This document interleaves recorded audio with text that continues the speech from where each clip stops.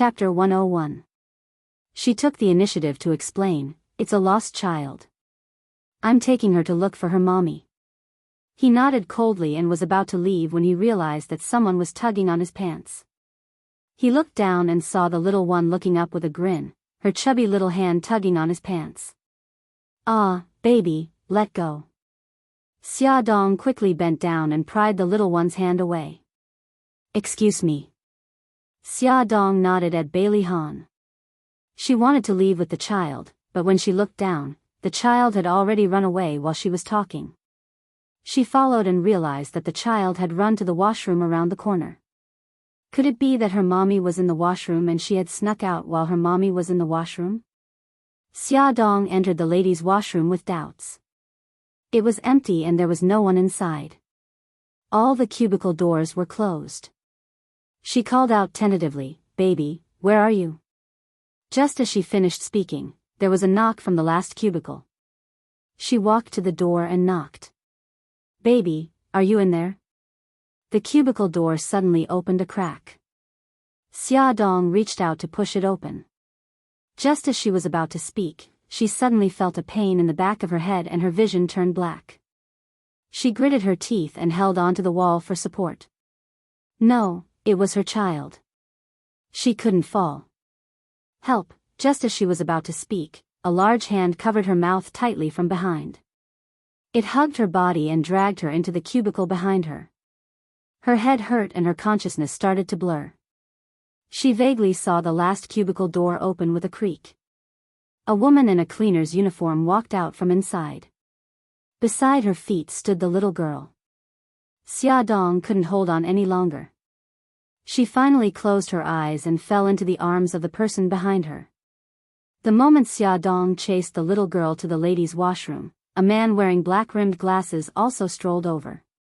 His steps seemed leisurely, but his speed was extremely fast. He was Xia Dong's personal bodyguard. Lu Xing stood in the corridor of the ladies' washroom and waited quietly. From an outsider's perspective, they would think that he was waiting for his female companion. 2 minutes passed, but Xia Dong still hadn't come out. His eyes under the meteor glasses suddenly flashed, and he rushed into the bathroom. Ah, the one who screamed was the cleaner. You pervert, this is the ladies' room." Lu Xing turned a deaf ear to him and quickly checked every cubicle. Every cubicle was empty. He grabbed the cleaner's collar and his cold eyes were filled with anger. "Did you see a woman in a purple evening gown?" No, I'm the only one here." The cleaner's face was full of horror as he shrank his neck. "You're still lying. She hasn't gone out since she walked into the bathroom. If you've been cleaning here, how could you not have seen her?" Lu Xing grabbed her neck. "If you don't tell the truth, I'll take your life." The cleaner cried in horror, They warned me not to say it out loud. Who are they?" "No, I don't know, Lu Xing's eyes narrowed dangerously, and he increased the strength of his hand. The cleaner's face turned purple, and tears flowed out of her eyes. I'll say it. I beg you." Lu Xing slightly relaxed the strength of his hand. The cleaner coughed and said, "Just now, 2 men in black suddenly jumped out of the cubicle and kidnapped the lady you were talking about." She pointed to the last 2 cubicles. "It's there." "Where did they leave from?" Lu Xing had been guarding the door. "They couldn't have passed through there." "No, I don't know." The cleaner covered her face in fear. "They pointed a gun at me. I closed my eyes and didn't dare to look. When I opened my eyes, they were gone." Lu Xing's sharp eyes quickly swept across the empty washroom, and finally fell on the nearly 2-meter-high window. The window glass was pushed open. Did they escape from there? He pushed the cleaner away, climbed up the window, and jumped down from the 2-meter-high position. There was a soft lawn below, and there were messy footprints on the lawn. He quickly analyzed that there was a path here that led to the back door of the hotel. It seemed that they had indeed chosen this path. Lu Xing turned the sound sensor on his wrist and reported in a low voice, "Boss, something bad has happened. Miss Xia has been kidnapped." They went through the back door.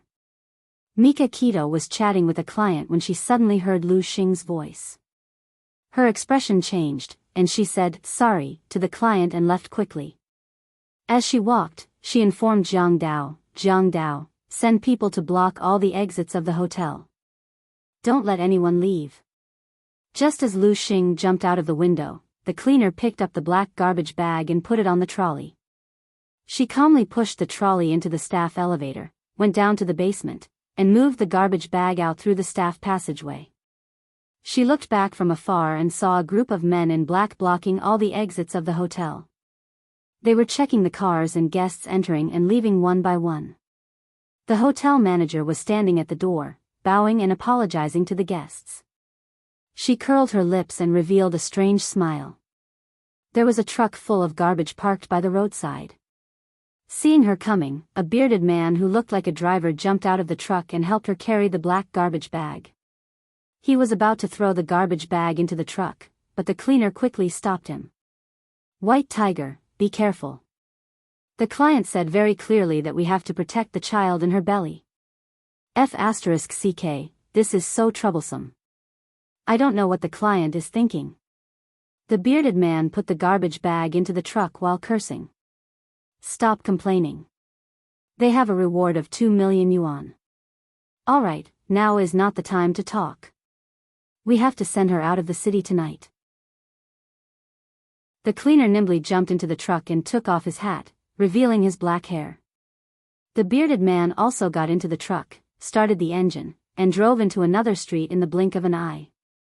He looked sideways at the woman beside him, chewing gum in his mouth. "Suzaku, you're really something. You can kidnap the hostage under the noses of so many people. No wonder you're one of the top 3 killers in a city." Suzaku said calmly, "White Tiger, we can't be careless. You saw it just now. Mika Keto is not a simple person. He can gather so many men to search the hotel in just a few minutes. To be honest, I'm a little worried about whether we can leave a city smoothly." The bearded man was full of confidence. "Don't worry. Kidnapping and killing are your specialties. Escaping is also my specialty. I've arranged all the checkpoints." Suzaku patted his shoulder in appreciation. "I knew you wouldn't let me down. That's why I've always chosen to partner with you. One killed people, and the other designed escape routes. They cooperated seamlessly and had never failed." The truck passed through many checkpoints smoothly and drove out of the downtown area of a city. Before entering the highway, they changed into a high-performance car. The garbage truck was abandoned on the road. Anyway, it was stolen from the garbage station, so they didn't feel bad about it at all. The car drove on the provincial road at lightning speed. In the back seat, Suzaku opened the black garbage bag and slowly pulled it down, revealing Xiaodong's face. Suzaku touched her nose and shouted at the bearded man in the driver's seat, "White Tiger, you're too cruel. This woman is still unconscious." White Tiger raised his voice. "Isn't that good? If she wakes up, it'll be troublesome on the road."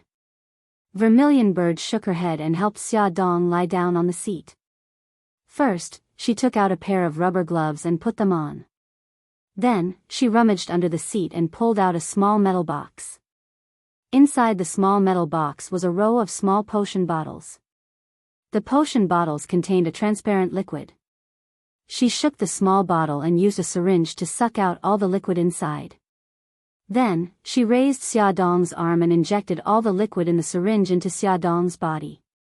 White Tiger saw her actions through the mirror and asked curiously, "What's that?"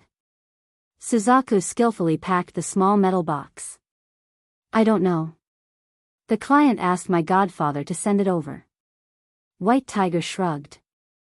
"I guess it's not something good," Suzaku interrupted him. "Put away your curiosity. In order to live longer, it's better to know less about this kind of thing." She put the small metal box back to its original place and put on a disguise. She rested her hands behind her head and said lazily, "White Tiger, after this job, I plan to find a small island for a vacation. I'll come back after the news dies down." White Tiger laughed. "That's really like you. but let's wait until we get the money.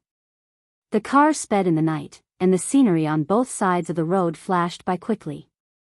2 hours had passed in City A, but Mika Kito and the others still had not found Xia Dong's whereabouts.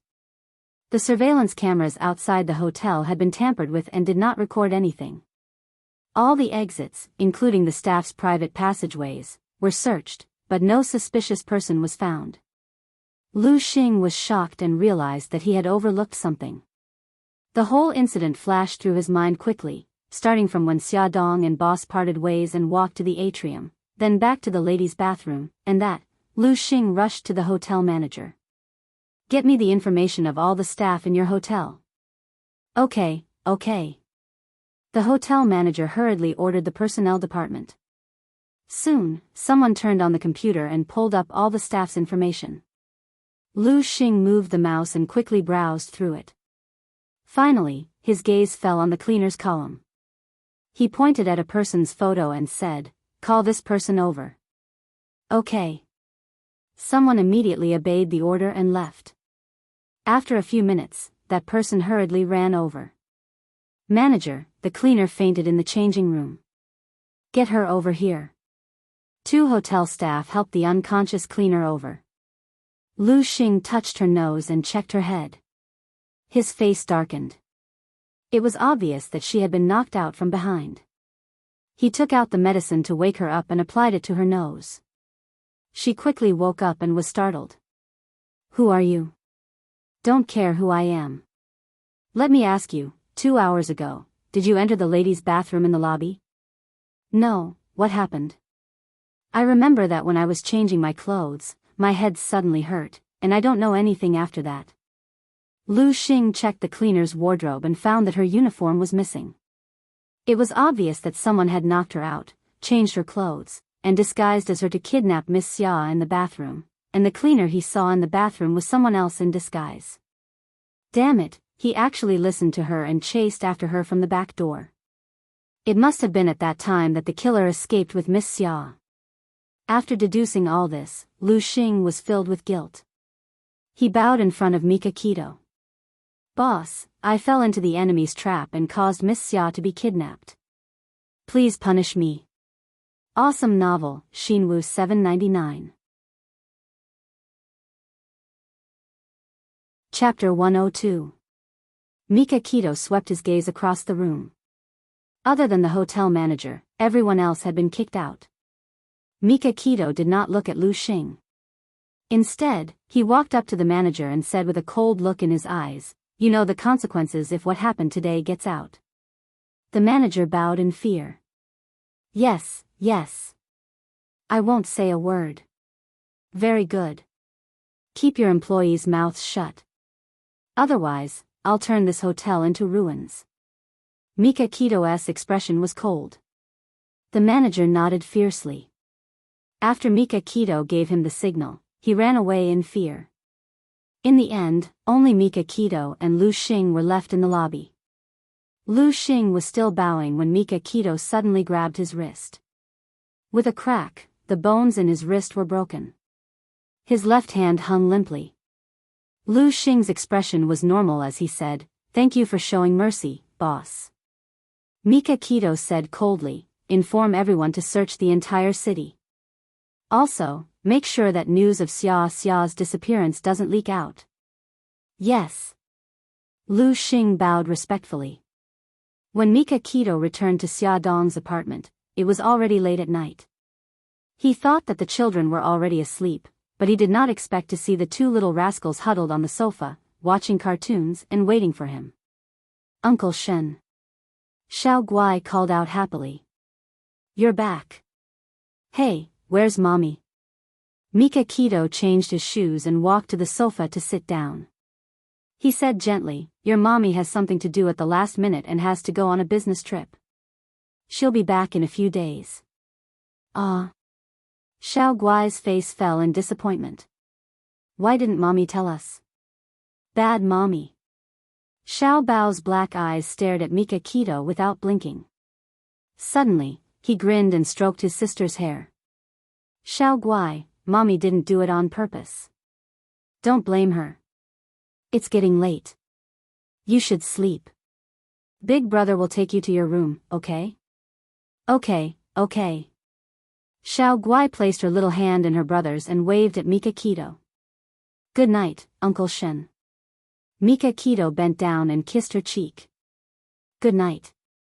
After a while, Xiao Bao came out of Xiao Guai's room, jumped onto the sofa, and walked over to Mika Keto. Uncle Shen, can you tell me the truth now? Where did Mom go? Mika Keto looked at him seriously. Xiao Bao, your mommy did have something to do. She went on a business trip. Like hell I'd believe you. Mom would never disappear for no reason. Even if she went on a business trip at the last minute, she would still call us to tell us where she was. Xiao Bao had an expression that said, go on, go on. Mika Keto rubbed her eyebrows.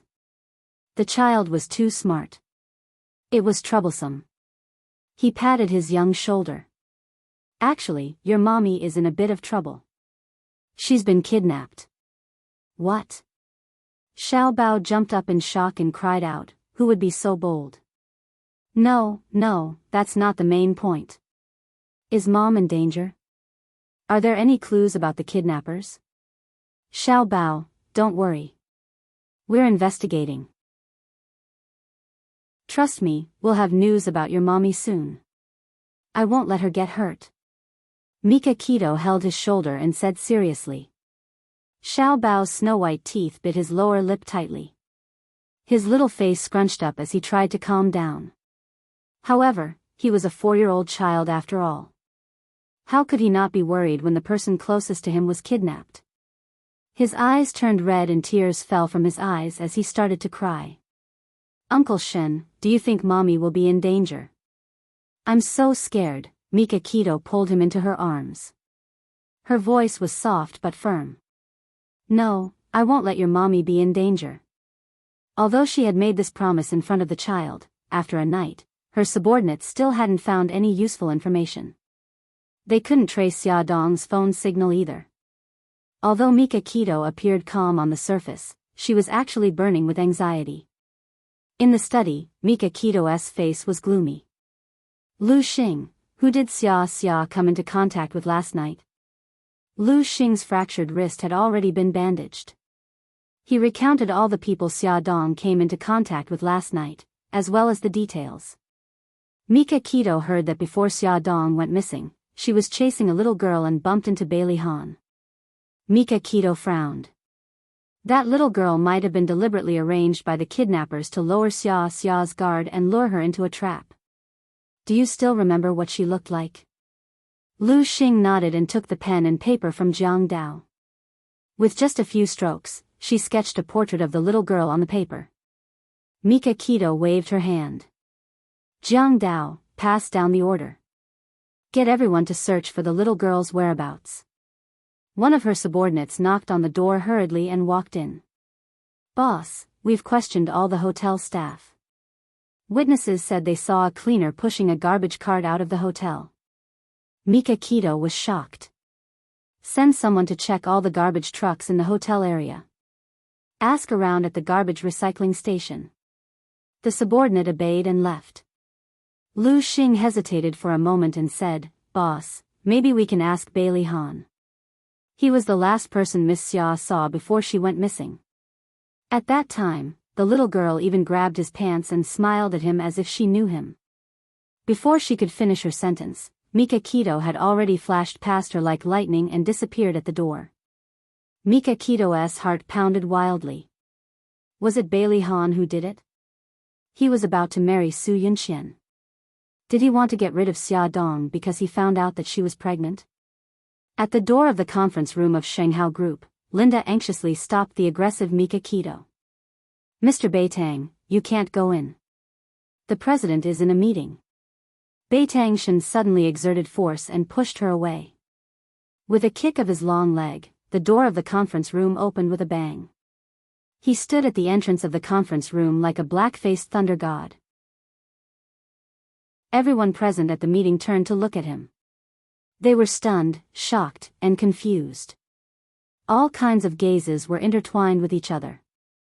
Linda was crying and kept apologizing. I'm sorry, President. I couldn't stop him. Bailey Han looked at Mika Keto coldly. Mr. Beitang, you'd better have a reasonable explanation. This is my explanation. Beitang Shen suddenly rushed over, brandished his fist and heavily smashed it towards Qin Chao's face. Fortunately, Bailey Han nimbly dodged and avoided the fate of having his nose broken. Unfortunately, his laptop didn't escape this disaster. With a loud bang, it was swept to the ground by the force of his punch. Everyone looked at each other in dismay. Then, they quickly reacted. When Bailey Han said, "Today's meeting will end here," they immediately scattered like birds and beasts and rushed out. Only Mika Keto and Bailey Han were left in the conference room. Mika Keto punched again and was furious. "Bailey Han, you bastard. How could you hurt Xia Xia like this?" Bailey Han quickly grabbed his fist and his eyes were filled with anger. "Mika Keto, what is the meaning of this? Are you still playing dumb?" Mika Keto didn't manage to hit him and raised his leg to sweep at his lower body. Bailey Han blocked his attack with one leg. The two of them were evenly matched.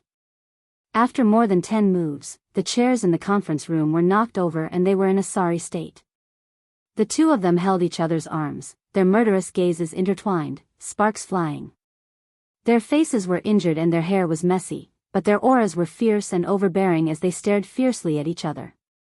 Mika Keto gritted her teeth. "Bailey Han, admit it. You kidnapped Xia Xia." Bailey Han's face darkened. "Mika Keto, explain yourself. What happened?" Mika Keto sneered. "You're still playing dumb. Last night, Xia Xia was kidnapped from the charity reception. Other than you, who else in City A could have done it without anyone knowing? It must be you. You thought she was a threat to your marriage with Su Yunxian, so you did this to her." Bailey Han's heart skipped a beat and his eyes were filled with disbelief. "Xia Dong, she was kidnapped." Mika Keto pressed his arms against his neck and said angrily, "Don't think I'll believe you just because you're pretending to be innocent." Bailey Han resisted the pressure on his neck and forcefully pushed his arm in front of him. He said coldly, "Whether you believe it or not, I didn't do it. Instead of having time to force me to confess, why don't you quickly send people to find her whereabouts?" Mika Keto's eyes were red and filled with murderous intent. "Do you think I don't want to find her? But damn it, I don't have a clue. Let go of me and I can help you." Bailey Han stared into his eyes. "I'll say it again. Her kidnapping has nothing to do with me. What's the matter with that child?" "Which child?" "Last night, Xia Xia chased a little girl into the bathroom. Then she was kidnapped. It's obvious that the little girl was bait. My men saw the little girl holding on to your trousers and smiling at you. What else do you want to say?" The veins on Bailey Han's forehead throbbed and he couldn't help but swear. "How the F***ck would I know why that child was holding on to my trousers? Damn it, I've said it many times. I have nothing to do with the kidnapping." Mika Keto stared into his eyes. He couldn't see any lies in his eyes, but he still couldn't trust him completely. He slowly withdrew his arms and said, "Help me find the clues within 24 hours. Otherwise, I'll treat you as the mastermind and show no mercy." Bailey Han flung his hands away angrily. He straightened his clothes and said coldly, "I'll give you 10 minutes to tell me what happened. Also, tell me the current situation of the investigation." Mika Keto's face darkened. He held back his anger and told him what happened. Bailey Han frowned and suddenly asked, "Did you ask your men to check the checkpoints out of the city? The kidnappers might have already left the city." Mika Keto's eyes narrowed. "That's right. They had been focusing on the city and had neglected the possibility of leaving the city." He immediately informed Zhang Dao to expand the search area. Bailey Han shook his head. "It would be more convenient if the police were involved in this matter. It's all up to the mafia. If this gets out of hand, you'll get into trouble. No, once the police get involved, they might alert the kidnappers.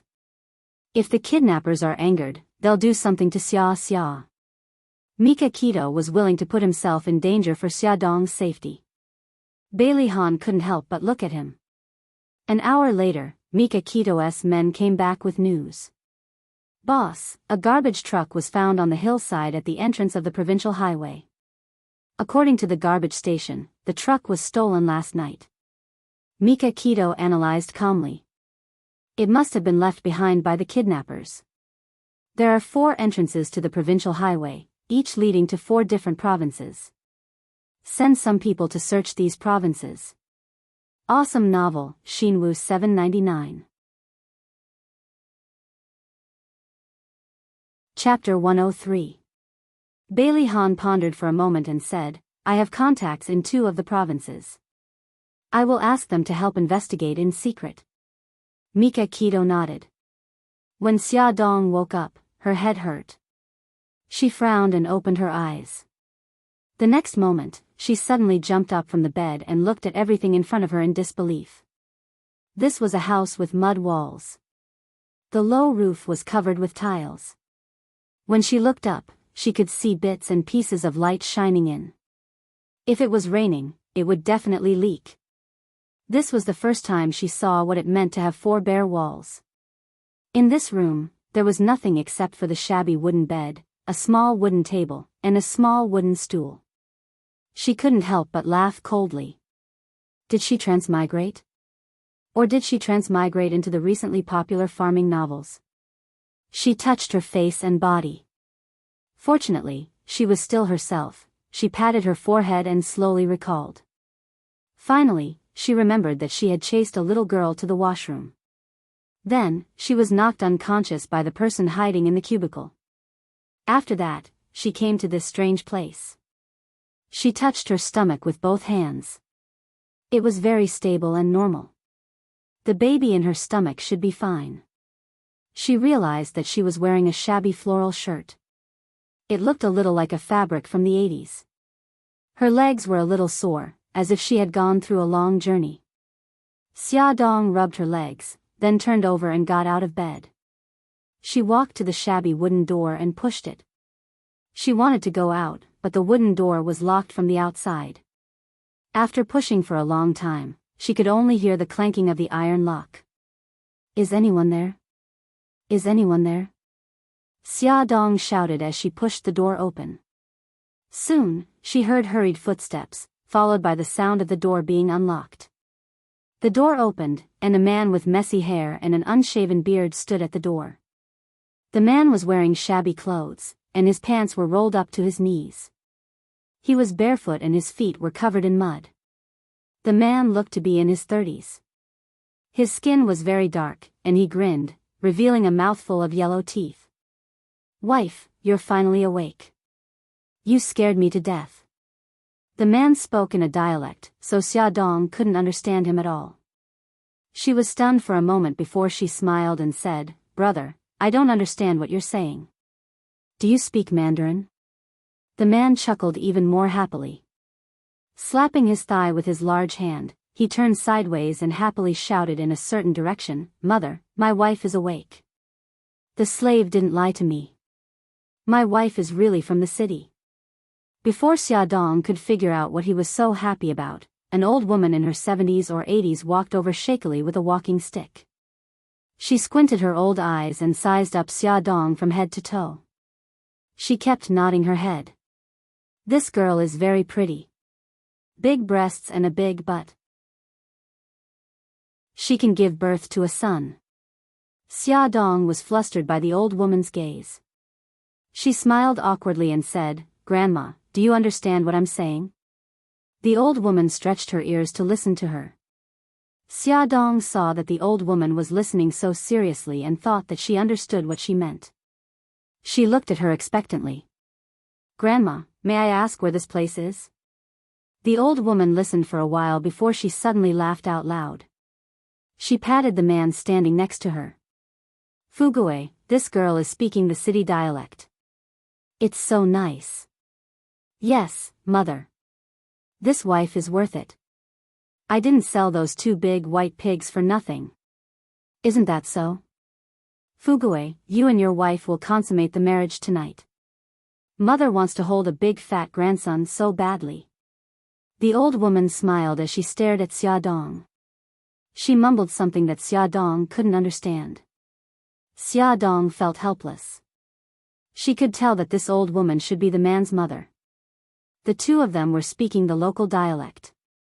Unfortunately, she couldn't understand a word, and the two of them couldn't understand her Mandarin at all. After talking for so long, the two of them couldn't understand each other at all. Xia Dong thought for a while and said, "This big brother, and this old granny, oh no, this auntie, I don't know if you saved me, but I'm very grateful to you. When I get home, I'll definitely repay you." She didn't know if they could understand her. After saying this, Xia Dong bowed to the two of them to express her gratitude and was about to leave. But she had just taken a few steps and hadn't even walked out of the room when she was stopped by the man called Fugui. He grabbed her arm and pushed her into the room without any explanation. He slammed the door shut. Xia Dong was dumbfounded. When she came back to her senses, she rushed to the door and banged on it. open the door, and let me out." She shouted loudly for more than 10 minutes, but no one paid any attention to her. She finally understood that even if she shouted until her voice was hoarse, they wouldn't let her leave. She didn't know if they were in cahoots with the kidnappers or why they had locked her up here. She only knew that she had to leave this place and go home. She sized up the dilapidated house and thought of a way to escape. The roof was about 3 meters high. Even if she stood on the bed, she wouldn't be able to reach the roof. There were no ropes in the room either. It was almost impossible to escape through the roof. There were no windows in the room. The only exit was that door. She sat by the bed and thought of an escape strategy. She didn't know how long had passed. Suddenly, the sound of the iron lock being unlocked was heard. The door was pushed open slightly and a bowl of noodles was passed through the gap. Then, the door was tightly shut. His stomach began to growl. Xia Dong rubbed her stomach helplessly. She walked over and picked up the bowl of noodles. There were no side dishes. The noodles were cooked very mushy and stuck together. She lost her appetite just by looking at it. But for the sake of the child in her stomach, she had to eat it. Xia Dong frowned. She finished the noodles in small bites and put the bowl back at the door. After a while, she heard the sound of the iron lock being unlocked. The door was opened slightly again. A hand reached in and took away the bowl and chopsticks. She guessed that there was someone watching her outside the door. After a few minutes, she knocked on the door. "Open the door. I want to go to the toilet." "Open the door." After calling for a long time, no one paid attention to her. She held her stomach and cried out in pain. "Ouch, open the door. I can't take it anymore." Xia Dong's guess was right. There was someone watching her outside the door. Fu Gui peeked through the gap and said to the old lady who was weeding in the vegetable garden, "Mother, my wife is holding her stomach and screaming so loudly. Will something happen?" The old lady rolled her eyes and shouted, "What can happen? She must want to go to the toilet. Bring the pail of urine in." "Oh, okay." Fu Gui ran to the toilet in a panic and ran back with a wooden pail. He peeked through the gap in the door and saw Xia Dong squatting on the ground, moaning in pain. He opened the door with the key and brought the wooden pail in. "Wife, this pail of urine is for you. If you want to go to the toilet, you can do it in here." Fu Gui put the wooden pail in a corner and walked over to help Xia Dong. She stood up with the help of his arm. Seeing that she was fine, he grinned and scratched his head. "Wife, go to the toilet first." "I'm going out." Although she didn't understand what he was saying, she still nodded. Fu Gui was so happy that he laughed twice and turned to go out. Xia Dong's eyes flashed. Now was the time. She quickly raised her right hand and struck at the back of his head. Fu Gui screamed and fainted with a bang. Xia Dong was not in a hurry to escape. She walked to the door and carefully poked her head out to check. She found that it was a simple and crude small courtyard. In front of the house was a vegetable field. The old lady she saw earlier was bending over to weed in the field. Other than Fu Gui, who was lying in the room, there was no one else. She relaxed and ran out of the courtyard when the old lady wasn't paying attention. After leaving the courtyard, she found that she was in a very remote village. There were dilapidated mud walls and tiled houses everywhere. Weeds grew on both sides of the path.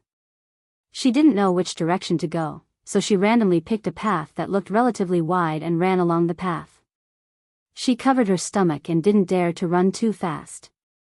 When she saw someone passing by, she lowered her head and slowed down, afraid that she would be caught by the kidnappers again.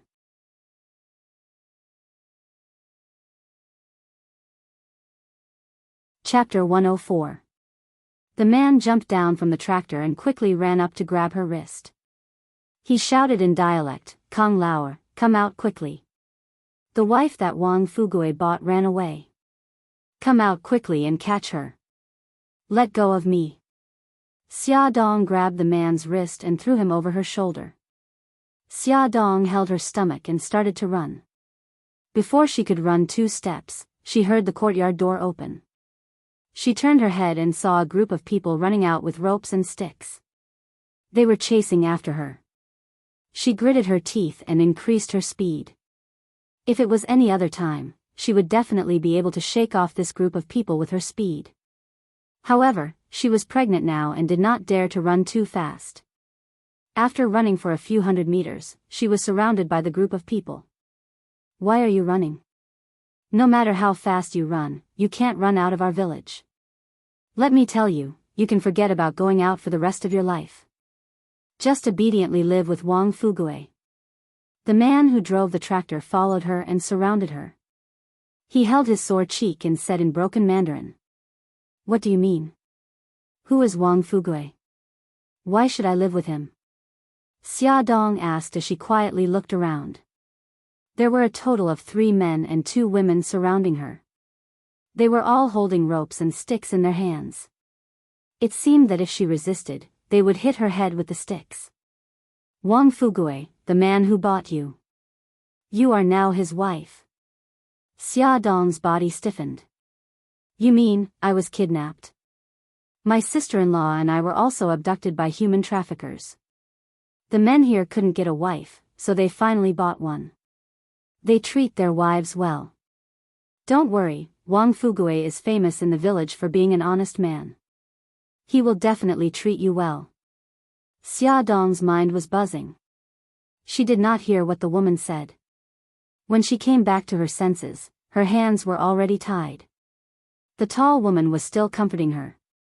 "Sister, don't be sad. At first, I couldn't accept it and ran away a few times. My second brother never hit me once and even begged me to live with him. In the end, my heart died and I gave birth to a fat boy for him. Look, we are living well now." Xia Dong shook her head. "No, big sister, listen to me. I can't stay here. I still have family in a city," and, before she could say the word child, she was interrupted by the woman. "Who doesn't have family? We all have family members who were kidnapped and sold here, but aren't husbands and children family members? When you think it through, Wang Fugui will definitely take you home to see your family." Xia Dong lowered her voice and begged her, "Big sister, I beg you. Save me. I really can't stay here. Hey, sister, don't blame me for being ruthless. I've been through it too. I understand your pain, but I can't help you. Most of the men in this village are single. It's not easy to buy a wife. If I really let you go, I'll become the enemy of the entire village. My husband will beat me to death." Xia Dong still wanted to say something, but the woman pushed her directly in front of Kong Lauer. "Lauer, you, Lauer, and Li Daju send this girl to Wang Fugui's house." "I won't go. I'm afraid I'll be soft-hearted if she begs me." Li Daju was the man who drove the tractor. Xia Dong was pushed forward by 2 men by her arms. She did not give up and turned back to shout, Big sister, I beg you. Help me." The woman turned her back to her and silently returned to her courtyard. Looking at the familiar path under her feet and the familiar simple courtyard in front of her, Xia Dong almost lost all hope. But when she thought of the child in her belly and Xiao Guai and Xiao Bao who were thousands of miles away, she became determined again. She must escape. From the woman's words, she analyzed that the whole village accepted the abduction of women. Without a map and a detailed plan, even if she escaped from Wang Fugui's house, she would not be able to escape the village. Wang Fugui was knocked unconscious by Xia Dong and had not yet woken up. The old lady found that the daughter-in-law she bought was missing. She was so anxious that she jumped. Just as she called a few neighbors to go out and look for her, her daughter-in-law was sent back and thanked her gratefully. It's a blind date in the village. Don't thank me. Granny Fong, watch her closely in the future. Don't let her run away again. Kong Lao reminded her and helped Granny Fong lock Xia Dong in the room. Granny Fong thanked them again and brought out the tea she brewed. The three of them sat in the courtyard and chatted. As they chatted, Wang Fugui woke up. He heard that his daughter-in-law had run away and stopped Li Daju's tractor. Li Daju called the Kong brothers to catch her and thanked them profusely. Li Daju smiled despite the pain from the fall. Fugui, that daughter-in-law of yours is quite strong. Be careful and don't get hit by her. Look at my injury. It was caused by her. Kong Lao sighed.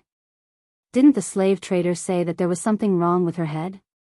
I think she must have fallen ill.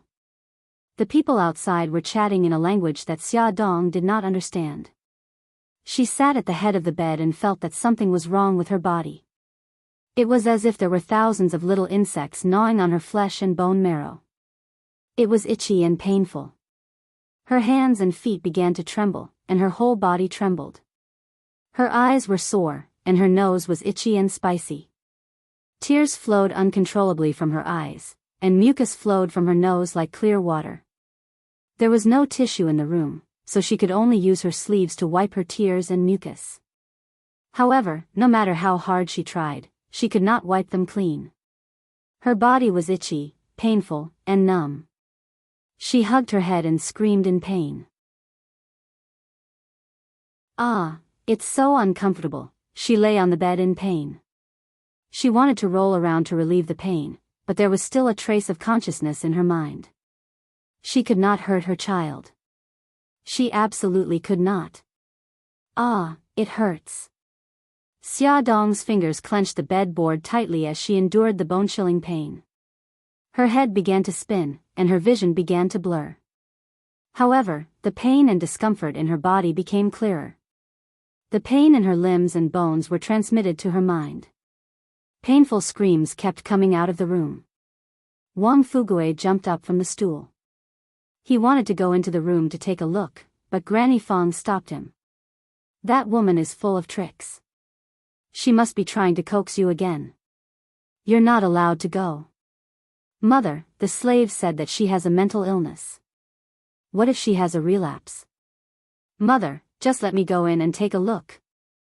Kong Lao said, Granny Fong, Fugui is right. I heard her scream so miserably. Maybe she really has a relapse. Li Daju said, yes, Granny Fong. Ask Fugui to open the door. We will go in together. Even if she plays tricks, we won't be afraid. Granny Fong thought about it and agreed. What if something happened to the daughter-in-law that she had bought with great difficulty? It was better to go in and take a look. The door opened, and the five of them went in together. Some of them were holding sticks, while others were holding ropes. Xia Dong, who was lying on the bed, was in so much pain that she was sweating profusely.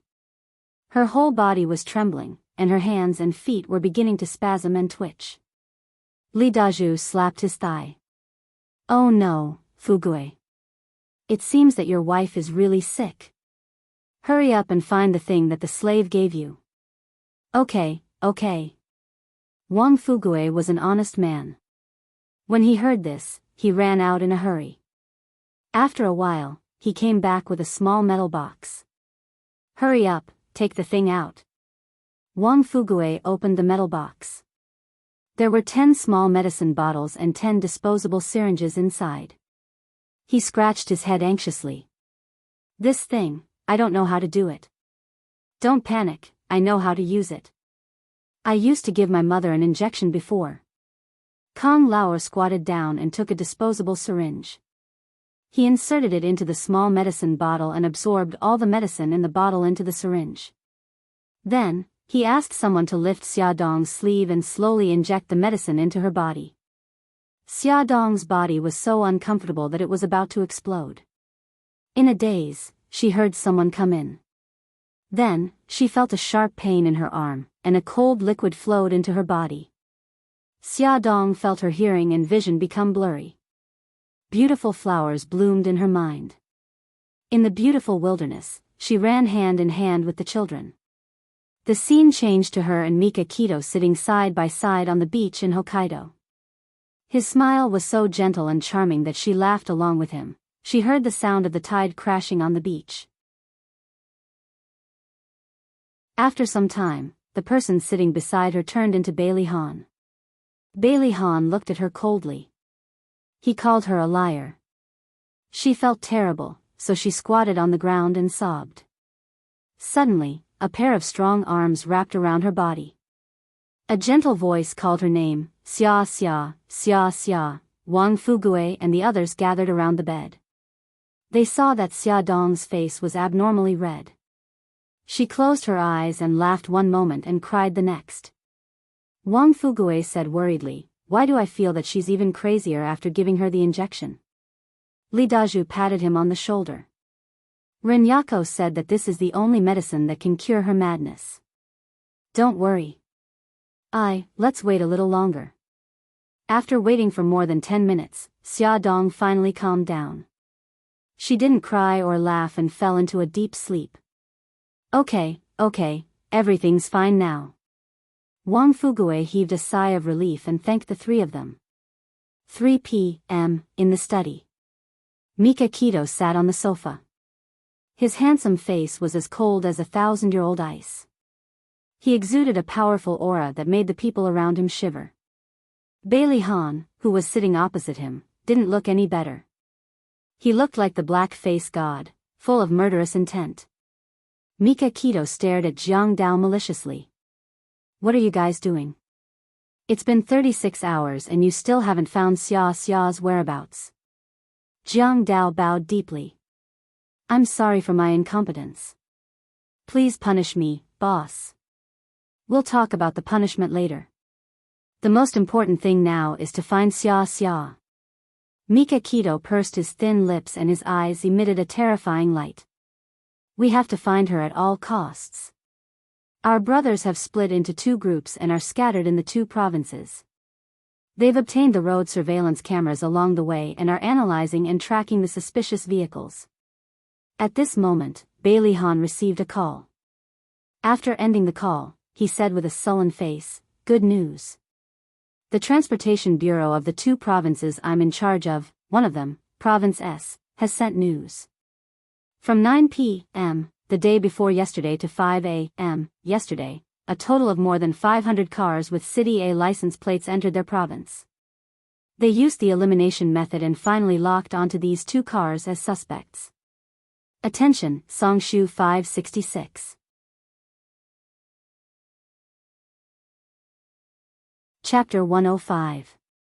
Bailey Han connected the photos he received on his phone to the computer. There were 2 high-end sports cars, one a Ferrari and the other a Land Rover.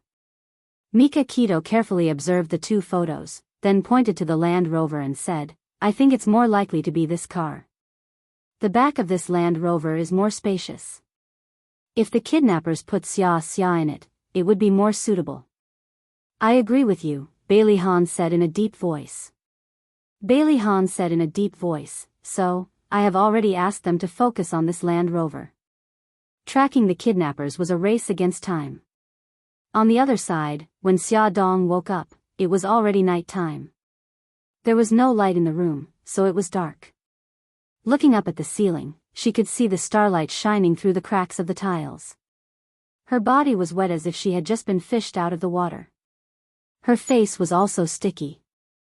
She wanted to take a bath in disgust, but when she got out of bed, she realized that she was trapped in a small farmhouse. Her body was still a little sore and her head was a little dizzy. She felt that something was wrong. She still remembered the pain of hundreds of insects biting her heart before she fainted. Was there something wrong with her body? The door creaked open. Wang Fugui walked in with a wooden stick in one hand to prevent her from escaping and a bowl of rice in the other. "Honey, you're awake. How do you feel? Are you still feeling unwell?" He put down the bowl of rice, found the switch on the wall, and turned on the light. Xia Dong couldn't understand his words, but she could see the worried expression on his face. She held her forehead with one hand and showed a pained expression. Holding on to a glimmer of hope, she said, "I have a headache and I'm not feeling well. Can you find someone who can understand me? Do you have a headache?" Wang Fugui couldn't understand her words, but he could see her movements. He was so anxious that he jumped up and down. Suddenly, he slapped his head and said, "How could I forget? I can't understand city dialect, but Eiko can. Wife, don't worry, I'll be right back." Wang Fugui ran away after saying that, not forgetting to lock the door before he left. Just as Xia Dong was guessing his actions, he suddenly ran back with a young girl in her early 20s. The girl had a long ponytail and was wearing a white t-shirt and a pair of washed-out jeans. She smiled shyly at Xia Dong and said, "Second aunt, my name is Eiko. Wang Fugui is my second uncle." Xia Dong stared at her with wide eyes. "You can speak Mandarin?" Eiko nodded shyly. "Yes, I went to high school." "Why didn't you continue reading?" Eiko lowered her head. "My family had no money, and my father was sick, so I dropped out of school." Wang Fugui saw that they were chatting and hurriedly nudged Eiko. "Eiko, ask your second aunt where she's feeling unwell."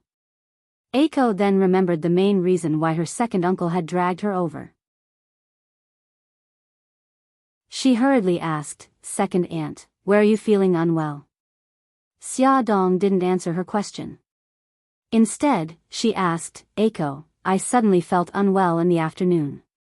Later, I remember that your second uncle and the rest came in. They seemed to have injected me with some medicine, and I fainted after that. Why don't you ask your second uncle what kind of drug he injected me with?" Eiko nodded and turned to Wang Fugui.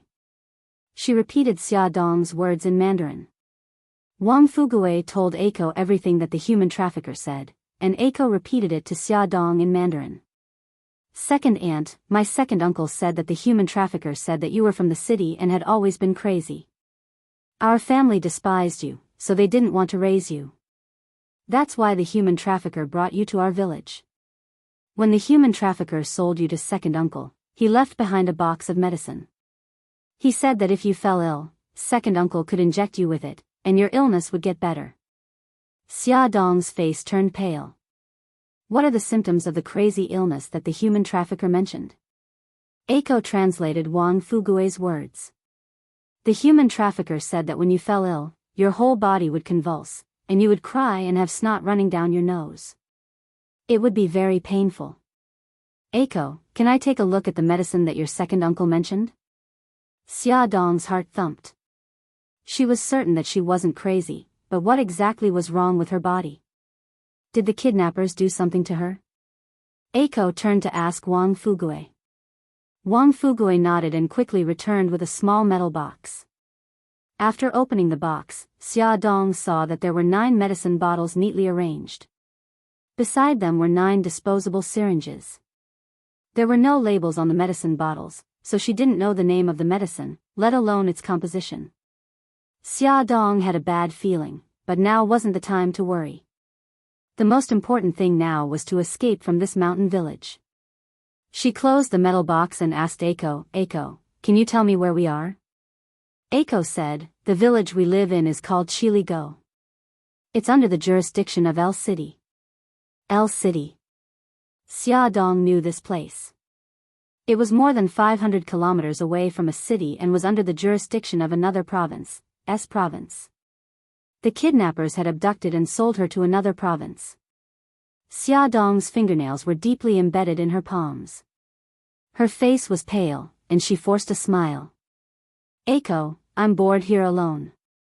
If you're free, can you come and chat with me? Eiko nodded. Of course, second aunt. My second uncle is a good person. Don't worry, he'll be good to you. Eiko, I can't accept it now. Give me some time. Let me calm down for 2 days, okay? Xiaodong knew that no matter what she said, Eiko would only persuade her to accept her fate. Therefore, she had to pretend to be resigned to her fate to win their trust, and then find a way to escape. Okay. Eiko nodded and told Wang Fugue the situation in dialect. Wang Fugue glanced at Xiaodong, who was a little uneasy. After hesitating for a long time, he nodded and turned to walk out of the room. Eiko said with a smile, Second aunt, don't worry. My second uncle won't be staying here for the next 2 days. Xiaodong held her hand. Eiko, thank you. Can you stay with me tonight? Okay, second aunt. Eat first. The food is getting cold. I'll go home and tell my mother. I'll be right there.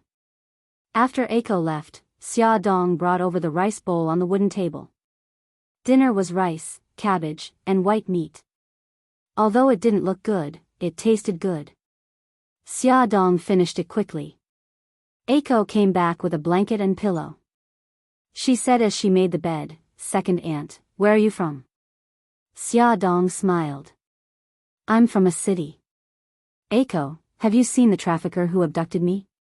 Eiko shook her head apologetically. No, I just came back from outside today. At that time, my second uncle had already bought you. She suddenly realized that she had said something she shouldn't have said and hurriedly said, I'm sorry.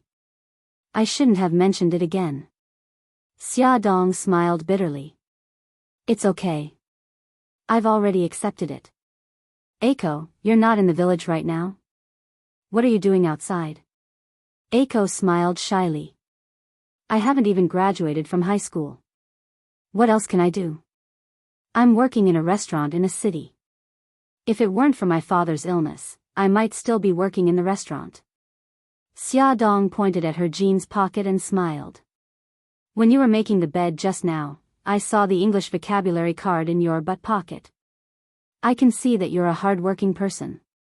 Eiko, believe me. One day, you'll realize your dream. Eiko blushed in embarrassment. They all laughed at me for not knowing myself. Second aunt, you're the first person to encourage me. Xiaodong blinked. How can a swallow know the ambition of a swan? The people who laugh at you don't have dreams, so they're jealous of you who have dreams. Eiko chuckled. She tilted her head and looked at her. She mustered up her courage and asked, Second aunt, I think you know a lot of things. How did you get that kind of illness? Did your family really abandon you? Xiaodong looked into her eyes and said seriously, Eiko, if I told you that I'm not sick, that my family didn't abandon me, and that I was kidnapped and sold to 7 Mile Gully, would you believe me? Eiko was shocked. She avoided her gaze in a panic. No, I don't know. Xiaodong reached out and held her shoulders. She forced her to look into her eyes and said slowly, Eiko, don't call me second aunt. My name is Xiaodong. I'm from City A, and I'm the editor-in-chief of Charm magazine. Eiko's eyes shone with disbelief. She asked in a daze, You're really the editor-in-chief of Charm magazine? Xiaodong nodded solemnly. It's the real deal. Eiko murmured, I watched TV. I heard that the donation for Yutong Elementary School was initiated by the editor-in-chief of Charm magazine. Was it you? Xiaodong's eyes lit up. It was me. You know about this event too? Eiko nodded fiercely, her face full of admiration. You don't know how successful that event was. Even many of our restaurant's employees donated. I also donated. At that time, I really admired you. I didn't expect to see you one day, in this way. I didn't expect to see you either. Xiaodong smiled bitterly. Eiko grabbed her hand. Second aunt, oh, no, Chief Editor Xia, were you really kidnapped? Xia Dong nodded and told her what happened that night in detail.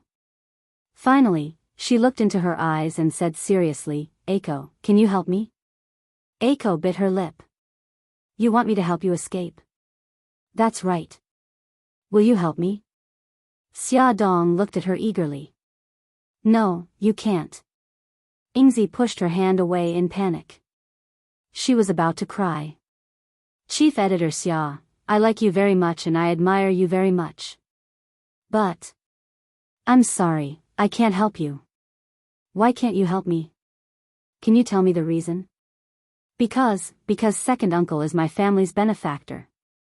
Eiko's eyes were red and her voice was choked with sobs. When I was in high school, my father fell seriously ill. In order to treat him, I dropped out of school and went to work, but the money I earned was not enough. It was second uncle who took out the money he used to get a wife to treat my father's illness. If he didn't do that, he wouldn't have been single for so long. Chief Editor Xia, you were bought by second uncle with the money of 2 white pigs. If I help you escape, then second uncle will really lose everything. Eiko, listen to me. Xia Dong looked at her and said seriously, I won't let your second uncle's money go to waste. I can introduce him to jobs so that he can earn more money to get a wife. I can also introduce you to jobs to treat your father's illness. If you want to continue studying, I can arrange for you to continue studying. Believe me, even if I escape, I won't let you suffer.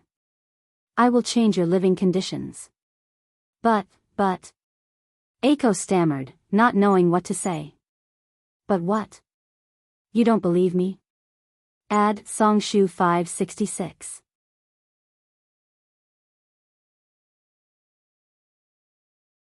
Chapter 106. No. If you're really Chief Editor Xia, I'll definitely believe you. Xia Dong rubbed her nose and smiled bitterly. You're right. I don't have anything to prove my identity, so it's only right that you don't believe me. Eiko, tell me. If what I said is true, are you willing to help me? Eiko bit her lip and hesitated. Xia Dong's offer was very tempting. Xia Dong wasn't in a hurry to get an answer. She patted the back of her hand and said, think about it first. Tell me your answer tomorrow. Eiko nodded. Xia Dong smiled and changed the topic. She talked about many interesting things that happened when she was in university and her struggles in Japan. In the end, she looked at Eiko and said meaningfully, Eiko, a person's fate is in their own hands. What you lack is an opportunity. Eiko understood what she meant. Her originally heavy heart became heavier. She was in a dilemma and was in a dilemma. The next day, when Xia Dong woke up, Eiko had already left. She sighed. Was it still not possible? Eiko didn't want to agree. It seemed that she had to continue working hard. There were no toiletries in the room. Xia Dong felt that she was going to die of filth. The door suddenly opened. Eiko walked in with a smile on her face. She carried a basin, towel, soap, toothpaste, toothbrush, and other items. Chief Editor Xia, I got some water for you. I bought the toothbrush and towel at the village entrance. Xia Dong smiled brightly. Thank you. After washing up, Wang Fugue brought breakfast. It was steamed buns and porridge. Eiko accompanied her to finish breakfast and said softly, Chief Editor Xia, it's not that I don't believe you. I just want to be more cautious. Do you have any way to prove your identity? Xia Dong was overjoyed. It seemed that Eiko was persuaded by her. She thought for a moment and said, I'll tell you the phone number of the magazine. You can call it and say that you're Yisiki, the editor-in-chief's good friend, and you're looking for the editor-in-chief's assistant, Lilith. When Lilith answers the phone, you can ask whatever questions you want to ask to prove my identity. Xia Dong added, Eiko, I have a favor to ask of you. Don't tell anyone about my disappearance. Xia Dong guessed that with Bai Tangshan's style of doing things, after she disappeared, he would definitely think of a way to cover up this matter. Then, her colleagues in the company wouldn't know about her disappearance, and she would continue to hide it, so as not to cause unnecessary trouble. Eiko rubbed her fingers and hesitated for a while before continuing. If I prove your identity, what should I do to help you without harming my uncle? It was illegal to buy and sell women, so Eiko had to consider the issue of protecting her uncle. Xia Dong had already thought of a way. She said, after you prove my identity, you don't have to call the police. Just call my friend and tell him my specific location. Ask him to come and find me alone. Also, help me pass a message to him. Just say, Xia is fine. Don't worry. Xia misses the babies and brother Shen. As long as you say this, he will know it's me. Eiko quickly took out a pen and paper and wrote down everything Xia Dong said, including the 2 phone numbers. Eiko carefully put the note in her pocket and said, only Li Daju's house has a phone in the village, but Li Daju can speak Mandarin. If we don't want him to find out about us, we have to go to town. Chief Editor Xia, I'll go to town in a while and will probably be back in the evening. Don't worry, I've already talked to my uncle. He won't come and disturb you. Okay, Eiko, be careful. Don't let anyone find out about us. Xia Dong knew that the people in this village liked to help each other. If one person found out about their plan, the whole village would soon find out, and their plan would fail. Xia Dong had nothing to do. Lying on the bed, she touched her flat stomach and waited for Eiko to come back. On the other side, Beitangshen and Bailey Han had just received news from S Province that the Land Rover was very suspicious. There was once a witness who saw 2 people carrying a big black bag into the car. However, the Transportation Bureau's tracking of the Land Rover was also cut off because the Land Rover had been abandoned on the road out of S Province's provincial capital. After investigation, it was confirmed that the Land Rover was also a stolen vehicle. There were no clues in the car, not even a strand of hair. The kidnappers are very cautious. Bailey Han rubbed his eyebrows. This is a well-planned kidnapping. The kidnappers didn't ask for a ransom. What are they trying to do? If they wanted Xia Dong's life, they wouldn't have taken the risk and brought her so far away. This meant that Xia Dong was still safe for the time being. Mika Kito's face was very ugly, and her eyes were burning with anger. No matter what they are trying to do, once I catch them, I'll make them beg for death. Bailey Han walked to the desk. There was a large map on the desk. He pointed at a place and said, the Land Rover was abandoned here. This route leads to 4 cities. The kidnappers keep giving us multiple choices. Mika Kito gritted her teeth. Jiangdao, inform our brothers in the other 2 provinces to hurry to these 4 cities. The search area has been narrowed down. I don't believe that we can't find Xia. There's no need for that. Leave these 2 cities to me. Bailey Han pointed at 2 of the cities. I plan to go to the capital of S Province. It's closer to the 4 cities. Once there's news, we can get to Xia faster. Mika Kito didn't stand on ceremony. The most important thing now was to find Xia's whereabouts. The longer Xia stayed outside, the more dangerous it would be. Bailey Han looked at Mika Kito. I'll go with you. Beitangshen originally wanted to refuse, but when he saw Bailey Han's dark eyes that didn't allow him to refuse, he changed his mind. Bailey Han had connections in S Province, and if there were any accidents, he could still help. They boarded Bailey Han's private jet and arrived at the capital of S Province in 2 hours. As soon as they got off the plane, Mika Kito received a call from an unknown number. After listening to the words on the other side of the phone, Beitangshen froze in his steps. His face revealed an ecstatic expression as he excitedly said, "Please tell me her specific location." A clear female voice came from the other end of the line. L City, 7 Mile Gully. Chief Editor Xia asked you not to call the police. Okay, I got it. Thank you very much. Mika Kito hung up the phone. She was so excited that her eyes turned red. Bailey Han looked at her deeply. Do you have news about Xia Dong? Yes, she's in L City. After Mika Kito said this, she immediately contacted Jiangdao and asked him to gather his men in the other 3 cities. His men in L City would stay in the city and wait for his orders. L City was a small city. There was no airport, so the plane couldn't land. Bailey Han and Mika Keto had to drive there. They rushed there as fast as they could.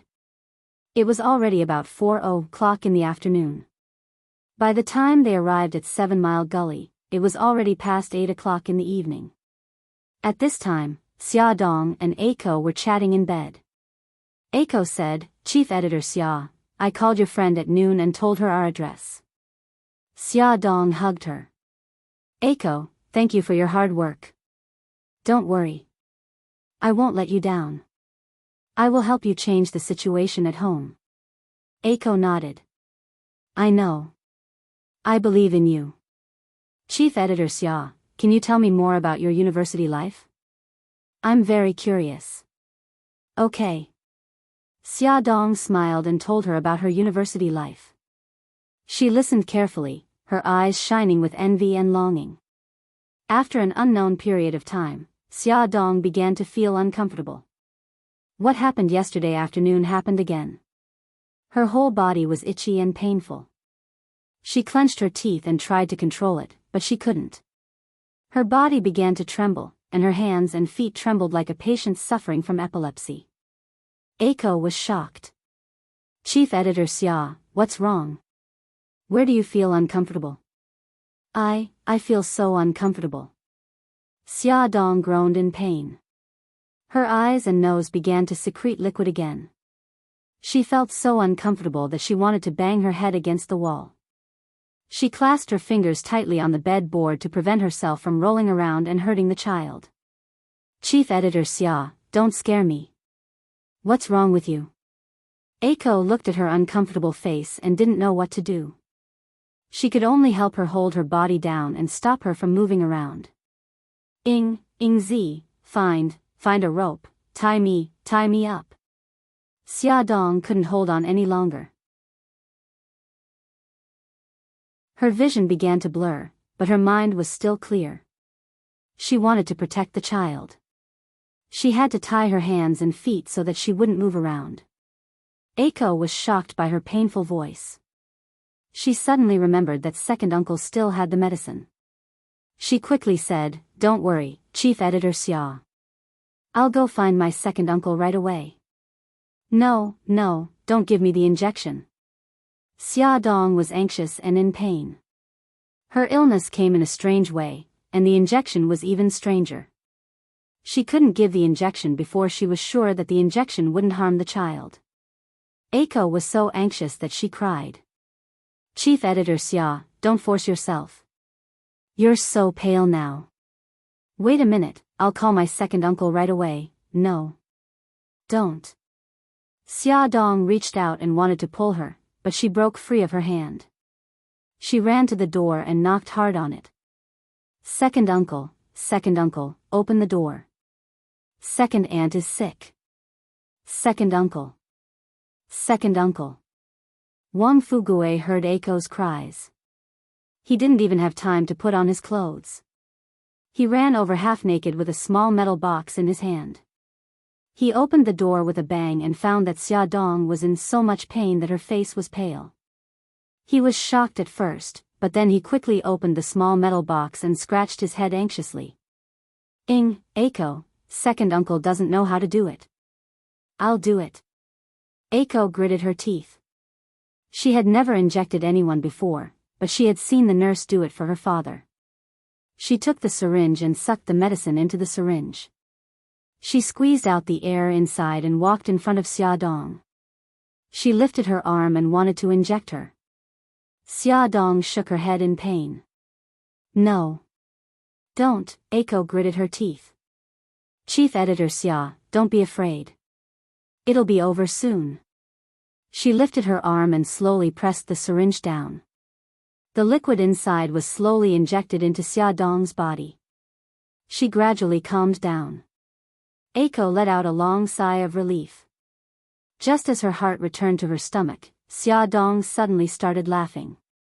She closed her eyes and had a happy expression on her face. She laughed very loudly and shouted, "Fly, fly, Chief Editor Xia, what's wrong? Are you okay?" Eiko quickly put down the syringe and went forward to shake her arm. At this moment, the sound of hurried footsteps was heard. In the next second, the door was kicked open. Two tall men strode in, followed by several men in black suits. Ad Hongcha 866.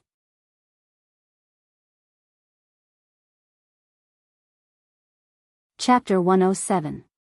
Wang Fugue was shocked. He picked up a small stool from the ground and stood in front of them. "Who are you?" Eiko was stunned for a moment before she reacted and asked in Mandarin, "Are you Chief Editor Xia's friends?" Mika Kido nodded. "I received your call today. Is she here?" "I heard her laughter." "Yes, Chief Editor Xia is here." Eiko quickly pulled Wang Fugue over and pointed to the bed. "My uncle is not a bad person. Please don't make things difficult for him." The moment he saw Xia Dong, Mika Kido was no longer in the mood to deal with anyone. He just nodded and strode to the bed. Bailey Han stood beside the bed almost at the same time as him. Mika Kido did not hesitate and directly hugged Xia Dong in his arms. Xia, I'm here to pick you up." Xia Dong giggled. Her eyes were blurred, as if she was immersed in her own world. She pointed to the ceiling and muttered to herself, "Flowers, so many flowers." Mika Kido was shocked. Xia, what's wrong with you? Look at me." Bailey Han's heart, which had already fallen into his chest, suddenly rose. His expression became very ugly, and his sharp eyes quickly fell on Wang Fugue and Eiko. "What did you do to her?" Seeing the two of them, Wang Fugue guessed that they were Xia Dong's relatives. He was extremely dejected. Moreover, he did not understand Mandarin, so he could only stare at them. Eiko quickly explained, "We didn't do anything. Chief Editor Xia just fell ill. I injected her with some medicine, but I didn't expect her to become like this." Bailey Han's eyes were cold. He took a few steps forward and stared at Eiko. "What do you mean by falling ill? Xia Dong is not sick at all. What medicine did you inject into her?" Eiko was frightened by his strong aura and took 2 steps back. She trembled as she picked up the medicine bottle in the metal box and said, This was left behind by a human trafficker. He said that he injected Chief Editor Xia when she fell ill." Bailey Han picked up the medicine bottle and looked at it carefully. He did not find any clues, but he had a vague guess. Mika Kido comforted Xia Dong for a long time, but Xia Dong did not get better, so he turned his attention to them. Bailey Han handed the medicine bottle to him with a frighteningly gloomy face. "I hope you are not like what I guessed." Mika Kido looked at the medicine bottle and then looked at Xia Dong's reaction. His face became as ugly as Bailey Han's. After a while, he squeezed out 2 words, "Lei Feng." His voice was so low that only the two of them could hear it. The two of them looked at each other without saying a word. Their eyes were full of anger. Xia Dong suddenly laughed out loud. The two of them looked at her with pity in their eyes. However, Bailey Han held back, while Mika Kido grabbed Xia Dong's hand without hesitation to prevent her from hurting herself. Wang Fugue looked over and wanted to go forward, but he was stopped by the people brought by Mika Kido. Eiko quickly pulled him back. "Second uncle, they are second aunts. Oh no, Chief Editor Xia's friends. Let's go out first." Wang Fugue sighed. As he walked out, he turned back to look at Xia Dong. Eiko grabbed his arm and dragged him out. After about half an hour, Xia Dong slowly woke up. She opened her eyes and saw Mika Kido with a worried face. She looked up slowly and saw the expressionless Bailey Han. She said softly, "Brother Shen, Mr. Bailey." Bailey Han could immediately tell how close she was to them from the way she addressed them. He felt a little uncomfortable. Mika Kido pulled her into his arms. Xia, I'm glad you're okay." Bailey Han looked at them and felt that they were an eyesore. He turned around and walked out of the room. When he walked out to the courtyard, Su Yunxian called. "Ahon, why aren't you home? I wanted to spend a beautiful night with you." Su Yunxian was so excited that she wanted to jump up and down whenever she thought about Xia Dong being sold to a poor village, getting addicted to drugs, and even giving birth to a deformed child. She was in such a good mood that she wanted to look for Bailey Han to celebrate with him. However, when she went to his villa, he was nowhere to be found. Bailey Han rubbed his eyebrows and said softly, "I was on a business trip. I left in a hurry, so I didn't inform you." "It's okay. You should rest early. Don't tire yourself out." Su Yunxian was in a good mood, so naturally, she was easy to talk to. "Okay, you should rest early too." Bailey Han hung up the phone and stood in the small courtyard. He frowned slightly. Who on earth wanted to harm Xia Dong and make her addicted to drugs?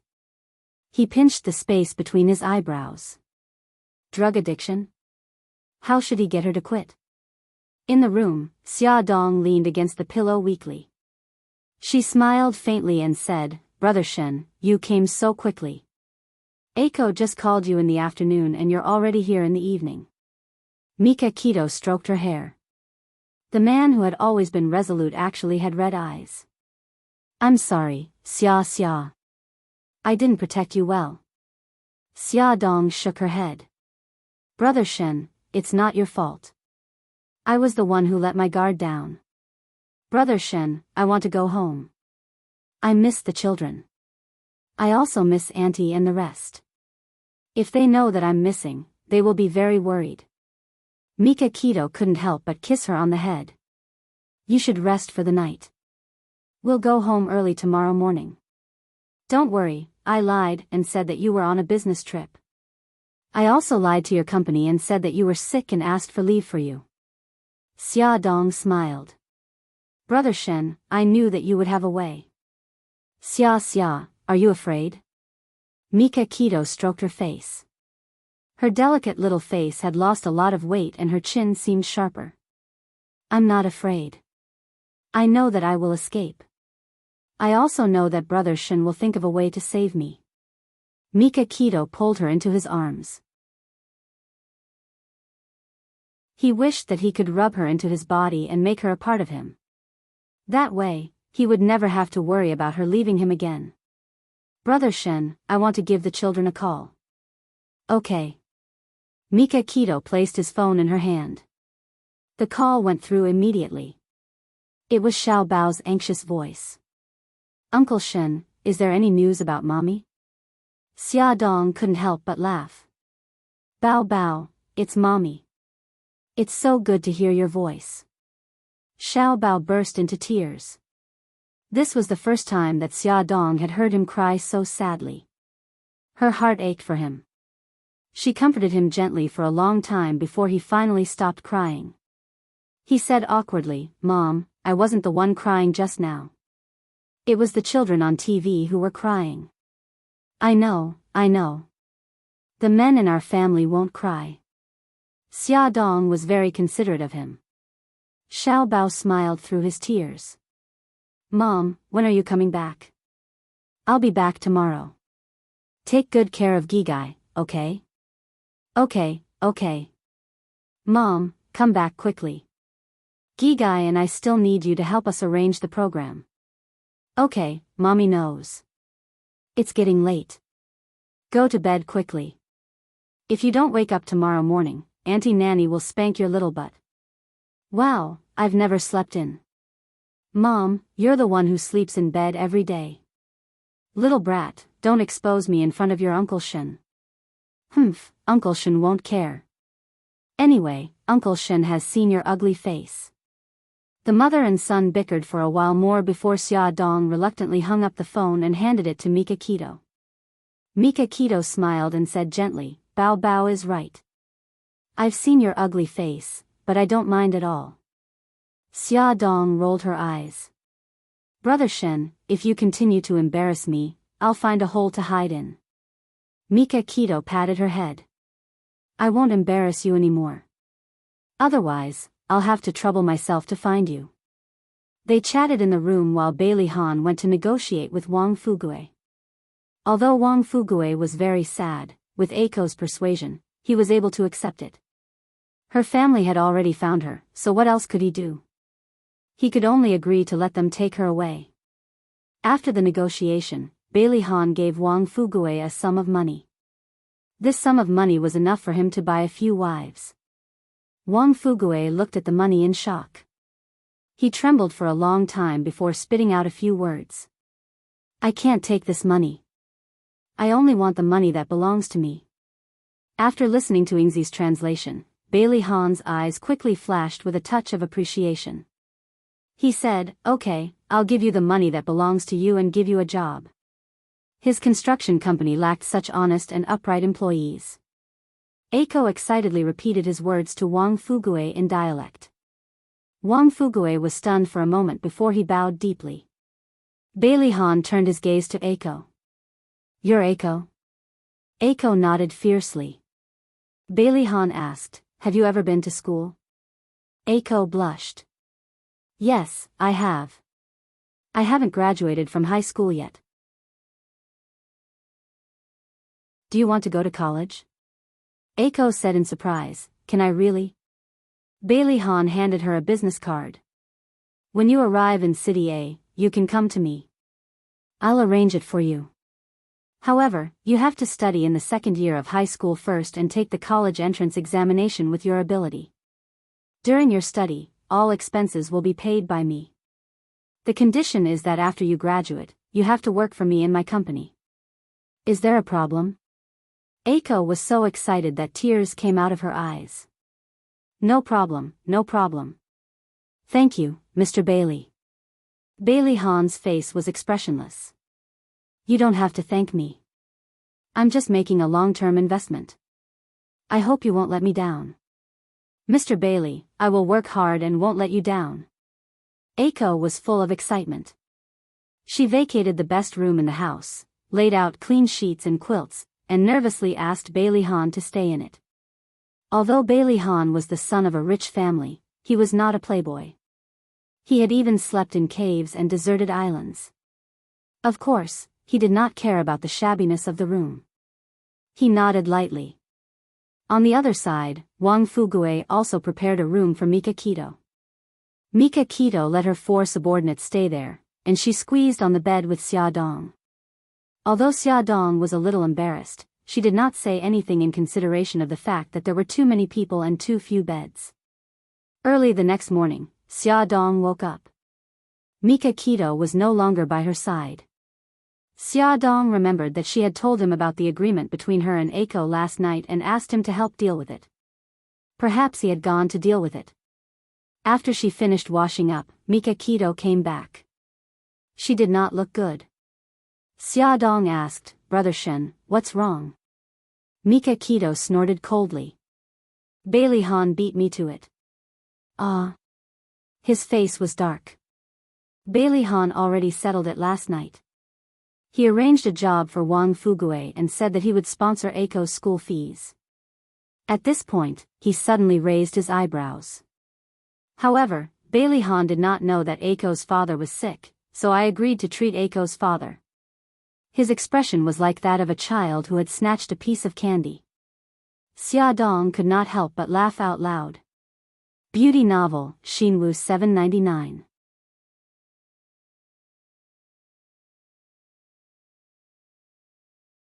Chapter 108. After breakfast, they set off. Eiko and Wang Fugue came out to see them off. Granny Fong did not appear, probably because she did not want to see Xia Dong, her daughter-in-law, suddenly fly away. Eiko held Xia Dong's hand reluctantly. Xia Dong smiled and said, Eiko, remember to look for me when you arrive in a city. Okay, Chief Editor Xia, I will definitely look for you. Don't call me Chief Editor Xia anymore. Call me Xia Dong. Xia Dong said a string of numbers and said, this is my phone number. You are welcome to call me anytime. Eiko smiled happily. Okay, Xia Dong. Xia Dong got into Mika Kito's car. Just as they were about to leave, Wang Fugue suddenly rushed over with a small metal box and said, medicine, medicine. Xia Dong saw the metal box in his hand. She was about to say that she was not sick and did not need those things, but then she remembered that she was inexplicably uncomfortable, so she took the metal box and smiled. "Thank you." Wang Fugue grinned and waved his hand. The car sped away. Mika Kito looked at Xia Dong, who was holding the metal box, and felt very uncomfortable. After hesitating for a long time, he asked, Xia, do you know what medicine this is?" Xia Dong shook her head and did not hide anything from him. She told him about the changes in her body and the wonderful feeling after the injection. He suddenly grabbed her hand tightly. His eyes were dark and deep, like the sea before a storm. She had a bad feeling in her heart. "Brother Shen, do you know what this is?" Mika Kito held her hand tightly and did not say a word, but his expression said everything. "Brother Shen, I want to know the truth." Mika Kito held her shoulder. Xia, before I tell you, promise me that you have to stay calm, even if it's for the sake of the child." "I will. I can take it." He said word by word, "If I'm not wrong, this is drugs." The word drug hit Xia Dong hard in the chest, but she tried hard to remind herself not to be agitated, to be calm.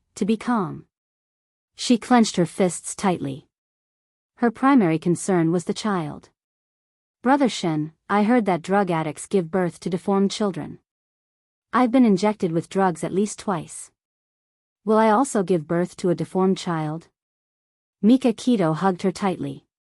"No, it won't happen. It won't happen." After a 10-hour-long journey, they finally returned to City A. As soon as they entered the city, Bailey Han separated from them.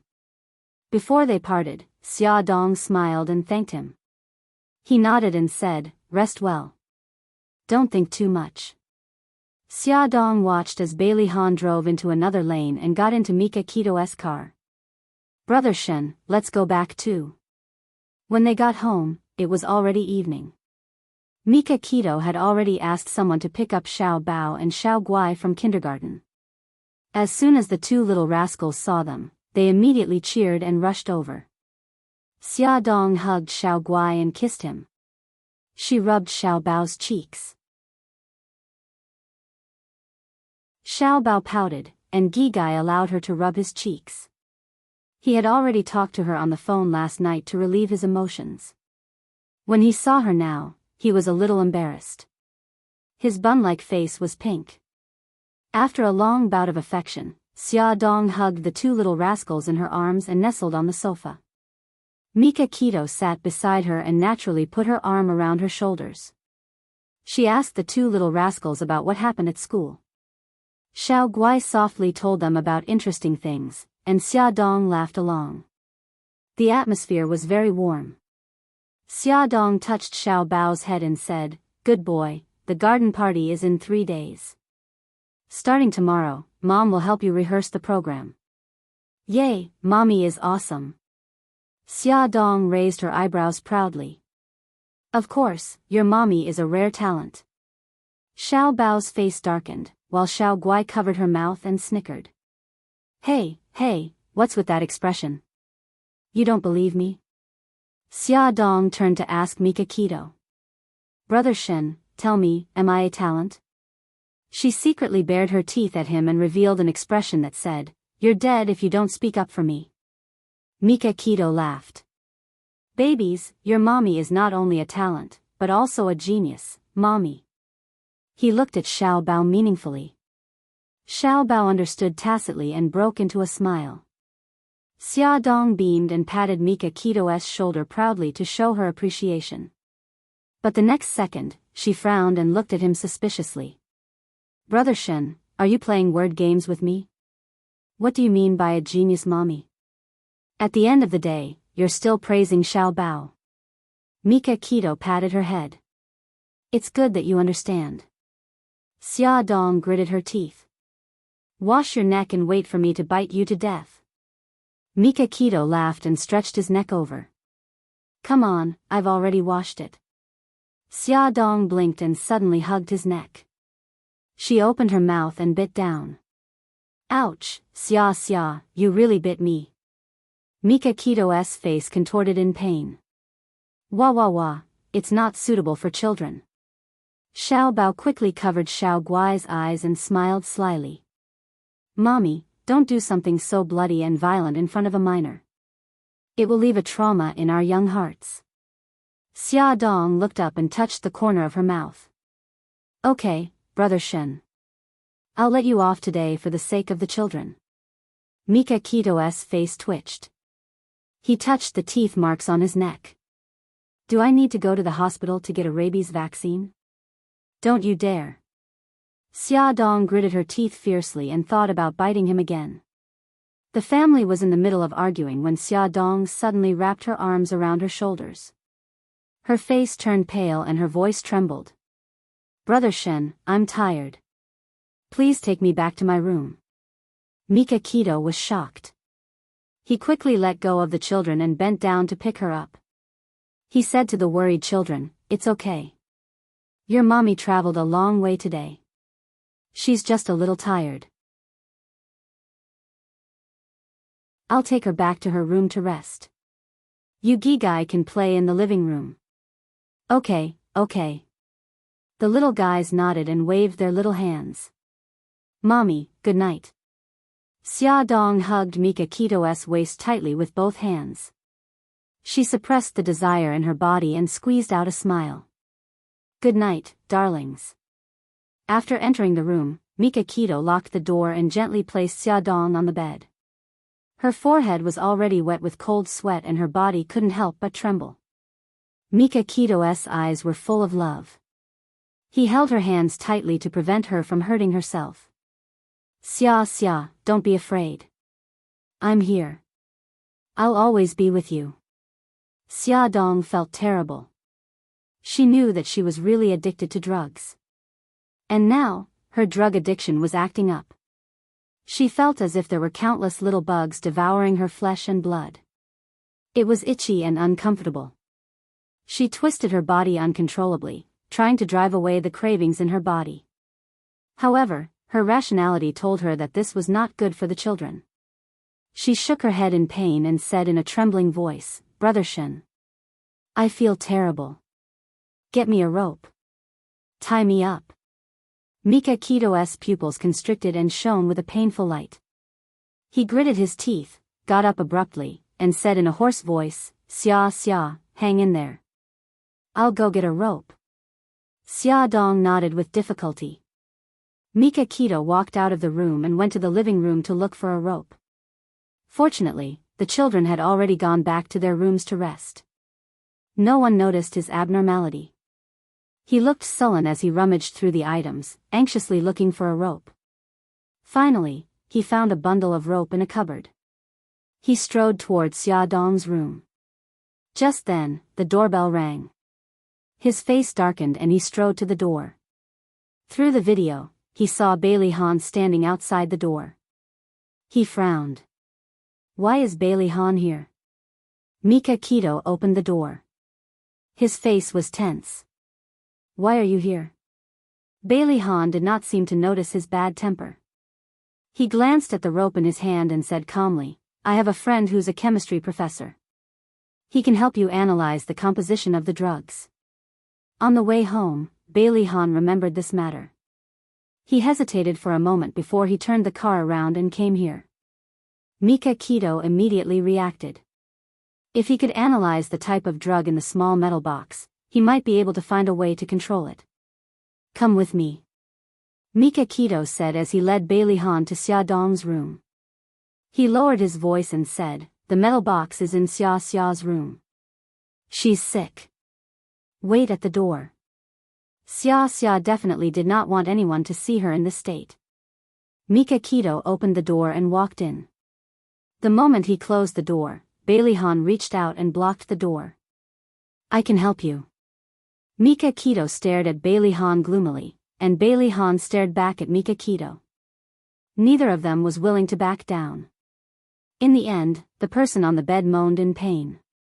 Mika Kito changed his mind. He turned sideways and Bailey Han immediately entered the room. Bailey Han saw the person on the bed clearly and felt a sharp pain in his chest. Xia Dong was biting her fist so as not to disturb the children. She was moaning in a low voice. Her body was curled up and her face was as white as a sheet. Large beads of sweat rolled down her forehead. Mika Keto closed his eyes in pain and said to Bailey Han, "Help me take her hands out." Bailey Han's face turned pale. He bent down and pulled out the fist she was biting in her mouth. It was covered with teeth marks and blood. Tears welled up in Bailey Han's eyes. He placed her two wrists side by side. Beitangshin used a rope to tie her hands together, then tied her legs together. Xia Dong bit her lip hard to endure the pain. Her body trembled like a leaf in the wind. She had a splitting headache and her face was covered with tears and snot. Her painful and pathetic look made the two heartless men's eyes turn red. "Watch her. I'll get a towel," Mika Keto said and walked out of the door while enduring the pain in his heart. When he reached the bathroom, he slammed his fist on the cold marble sink. His eyes shone with a vicious light. He would never let go of the person who hurt Xia Xia. "It hurts, it hurts." Xia Dong was on the verge of a mental breakdown. Her eyes were blank and her body was trembling. She curled up on the bed. Her clothes were messy and her hair was tangled with her sweat. Bailey Han reached out his trembling hand to tuck her sweaty hair behind her ear. He pried open her mouth to prevent her from biting him. At this time, Mika Keto came back with a clean towel. He carefully stuffed the towel into her mouth. She whimpered in pain like an injured animal. Xia Dong was suffering. Mika Keto and Bailey Han were also suffering. Half an hour later, her trembling body slowly calmed down. Her eyes were no longer empty and gradually regained their spirit. Mika Keto breathed a sigh of relief and removed the towel from her mouth. Add Songshu 566.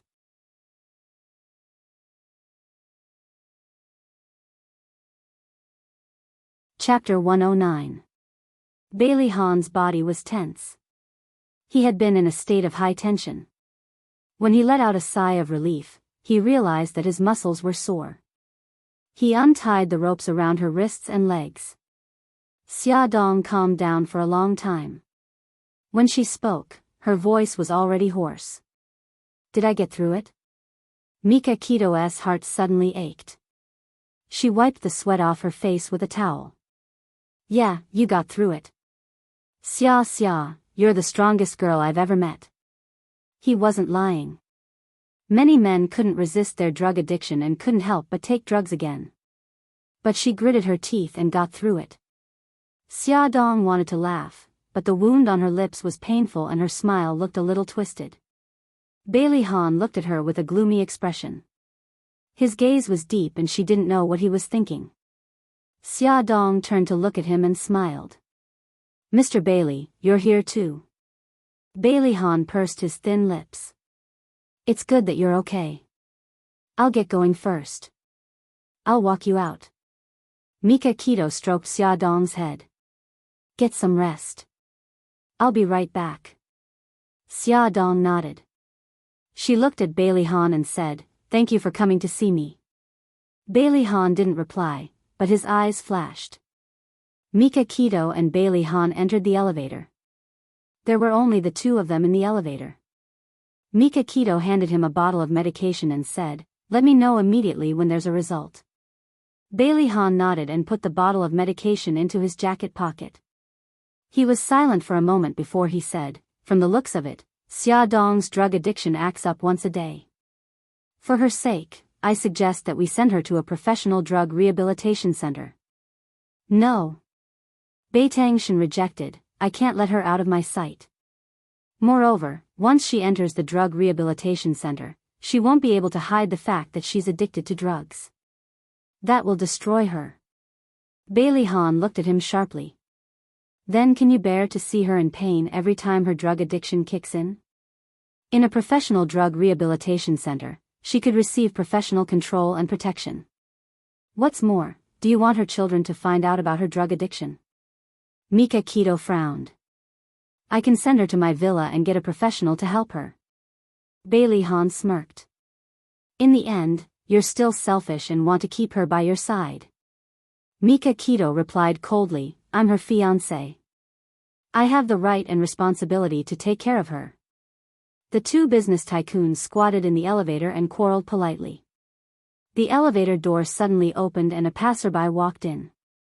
He was almost frozen to death by the sub-zero temperature inside and almost turned into a hornet's nest by the two men's sharp gazes.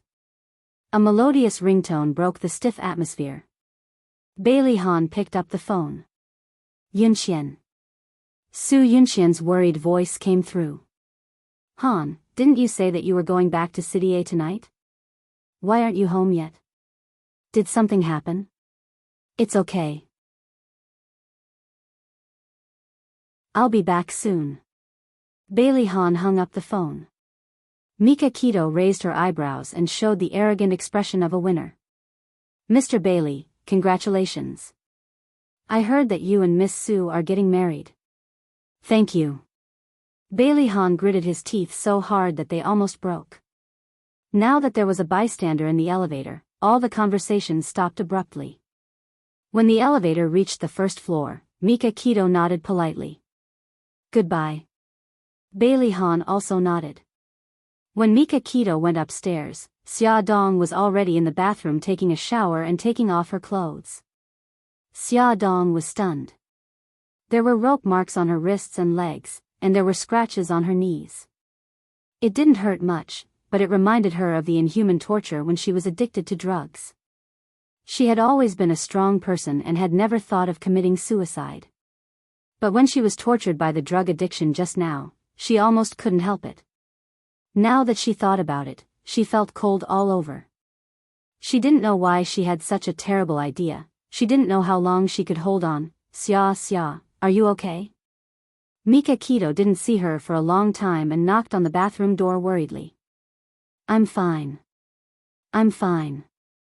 Xia Dong wiped the tears from the corners of her eyes and smiled at herself in the mirror. Xia Dong, you can do it. For Gigai and the baby in your belly, you have to do it, okay? The next day, Bailey Han's professor friend came back with the results of his research. The drug in the bottle was a drug that didn't exist on the market yet. It was 10 times stronger than heroin, and it only took 2 injections to become addicted. The scariest thing was that the addicted person would have a relapse every 24 hours. If they wanted to quit, they would have to endure it for a month. Mika Keto didn't want Bailey Han to know about Xia Dong's pregnancy, so she went behind his back to consult with a specialist about the drug's effect on pregnant women. The specialist said that the drug would have a certain effect on the child, and it might affect the child's brain development. But if the number of injections was low, it might not necessarily. Xia Dong anxiously went for a pregnancy test. Lin Shihao said the child was still too young, so there were some effects that couldn't be seen. So, he couldn't give a definite answer. Ever since he met Xia Dong and her son at the food street, Xia Jinxing would secretly go to the hospital every day after work. He would find a chance to peek at Xiao Guai from afar. After Xiao Guai was discharged from the hospital, he parked his car outside Imperial Kindergarten and peeked at Xiao Bao after school. Every time he saw him waving goodbye to the other children, he wanted to run up to him, hug him and hear him call him grandpa. What Xia Jinxing didn't know was that Mika Keto had already noticed his peeking at the children. Because he was Xia Dong's father, Mika Keto tacitly allowed him to do so. But, as soon as he tried to get involved in Xia Dong's life, Mika Keto firmly stopped him and got someone to stop him from following her. Xia Jinxing also didn't know that his every move was being watched by his other daughter, Su Xingchen.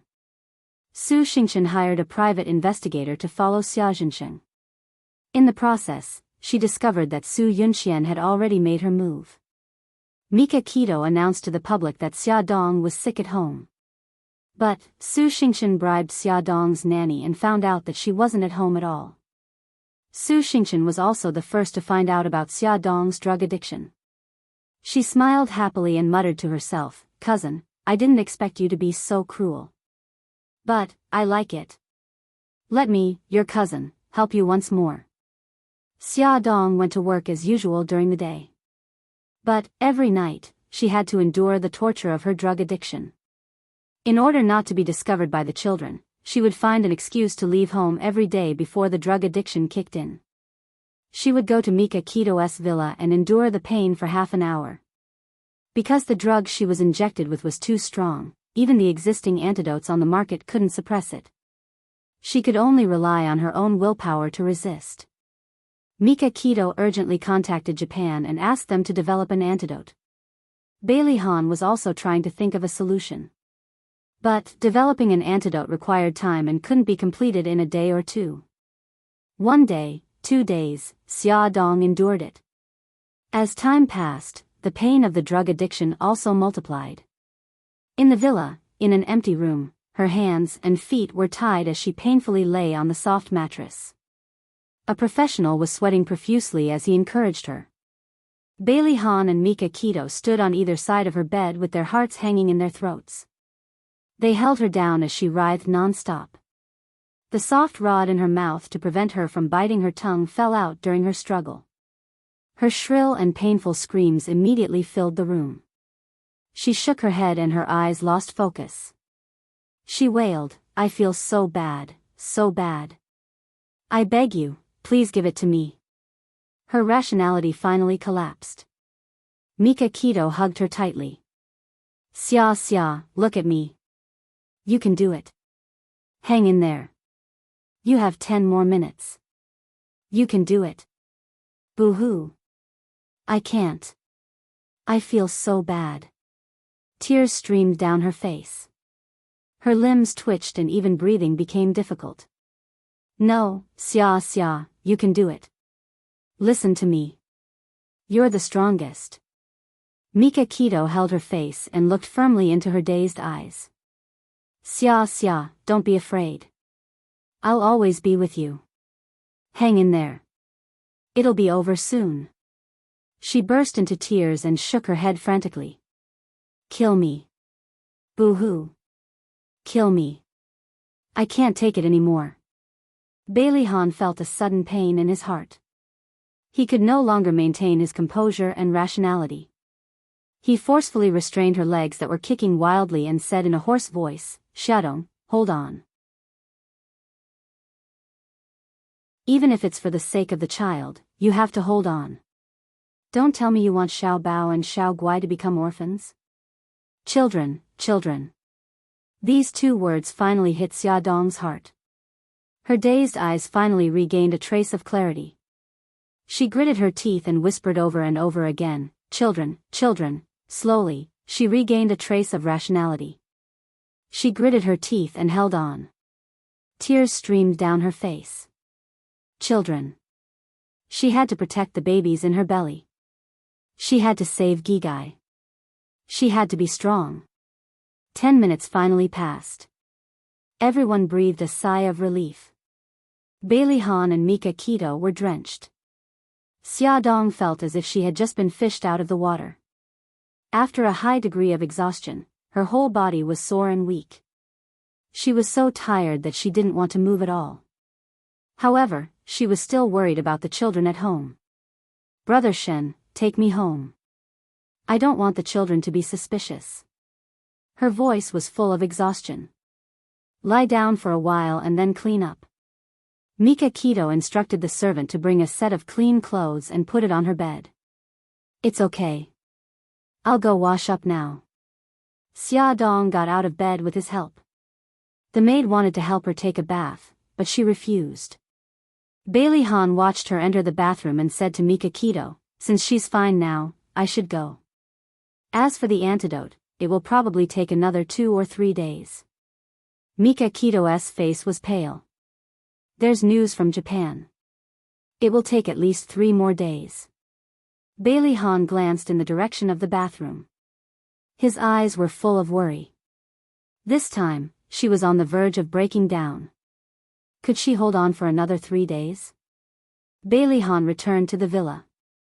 Su Yunxian was already waiting for him in his room. She smiled and kissed him on the cheek. "Han, why are you back so late?" He looked tired. "Something came up at the company." Su Yunxian's eyes flashed. Actually, I just called your secretary. She said that you weren't at the company. Bailey Han's eyes suddenly narrowed. He stared at her. Yunxian, you know that I don't like people playing tricks on me. Su Yunxian leaned into his arms and said faintly, Han, I'm just worried about you. I'm afraid that you'll be seduced by another woman. Beauty novel, Hongcha 866.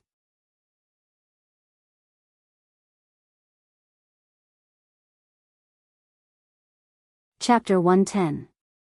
Bailey Han's body stiffened and his voice was a little hoarse. We're getting married in 2 weeks. Shouldn't you trust me more? She acted coquettishly. It's not that I don't trust you. I'm just starting to lose confidence in myself. He felt guilty for no reason and stroked her face. You're Su Yunxian. You're radiant. How can you not be confident? She was amused by him and held his hand. You must not have eaten yet. I'll cook for you personally, okay? Don't trouble yourself. Just let the servants do it. She acted like a little woman and said coquettishly, No, I want to cook for you. All right, I really don't know what to do with you. Bailey Han put his arm around her shoulders and walked downstairs. Su Yunxian looked at his handsome side profile and smiled. She didn't know how to handle men in the past and that was why she stumbled in front of Xiaodong. She wasn't so foolish now. She knew when to show weakness and when to act coquettishly. Su Yunxian was wearing a spaghetti strap dress and an apron. Her hair was tied up on top of her head. She was busy in the kitchen, but her movements were noble and elegant. There was a different kind of charm to her. If it was the Bailey Han of the past, he would definitely be attracted to her at this moment. But now, he was thinking about Xiaodong and didn't pay attention to her at all. It wasn't until she brought out 3 dishes and a soup that he came back to his senses and smiled. It looks, smells, and tastes good. When Su Yunxian was in the kitchen, she noticed that he was absent-minded. She was a little unhappy, but when she saw him eating with relish, her mood improved a little. She supported her cheek with one hand and smiled. Han, let's go to Greece for our honeymoon, okay? Bailey Han said, as long as you like it. You're so nice. She leaned over and kissed him on the cheek. Bailey Han's lips curved, but he didn't say anything. She smiled and said, Han, Xiao Yi's school is holding a garden party tomorrow. Shall we go together? Bailey Han had only mentioned the garden party to Xiao Yi once. He didn't expect her to remember it. His eyes were filled with tenderness as he said softly, of course. The garden party starts at 2 in the afternoon and lasts until 6. Do you have time? She winked playfully. Of course, I've already arranged it. I'm looking forward to Xiao Yi's performance.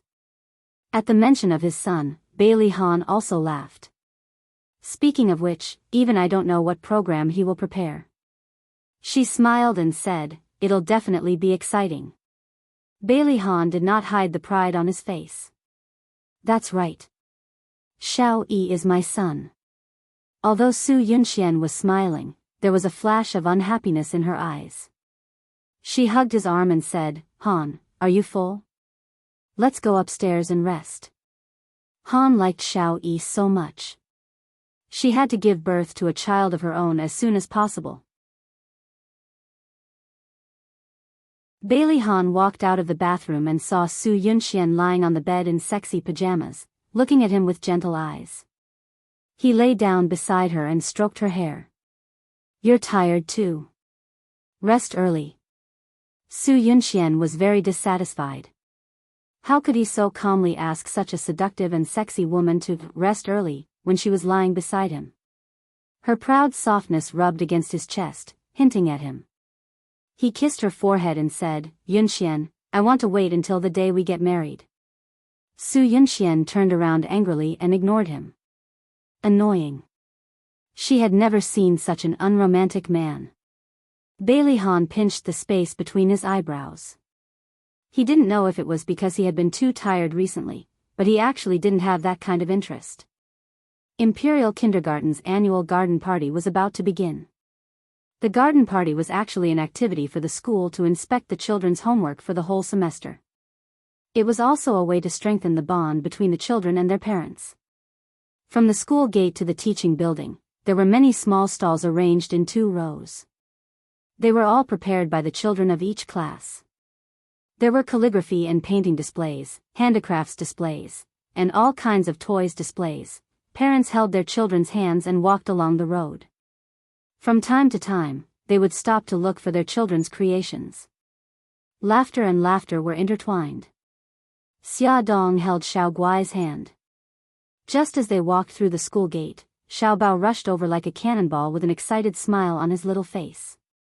"Mom, Gigai, you're here."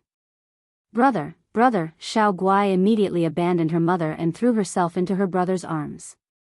She couldn't help but look around. "Brother, where's Brother Yi?"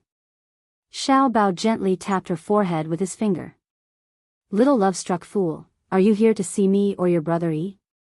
Xiao Guai blinked her big eyes. "Of course I'm here to see brother." There was still Brother Yi. Xiao Bao tiptoed and looked in the direction of the school gate. His little face was filled with disappointment. "Mom, why didn't Uncle Shen come?" "Your Uncle Shen is in a meeting, but he just told me to film your performance on stage." Xia Dong patted the SLR camera on her shoulder. "Also, he said that he'll come and take us home." Only then did Xiao Bao reveal a satisfied smile. Xia Dong patted his head. "Let's go quickly. There will be more and more people later." She was worried that Xiao Guai would be squeezed by too many people. "Oh, my dear son, did you draw this? You've painted me so ugly." Xia Dong carried Xiao Guai and stood in front of a watercolor painting. The watercolor painting depicted the 3 of them. In the painting, Xia Dong sat on the lawn and beamed as she watched Xiao Bao and Xiao Guai flying a kite. "How is it ugly? It's obviously very beautiful." Xiao Bao's fair cheeks were tinged with pink as he snorted arrogantly.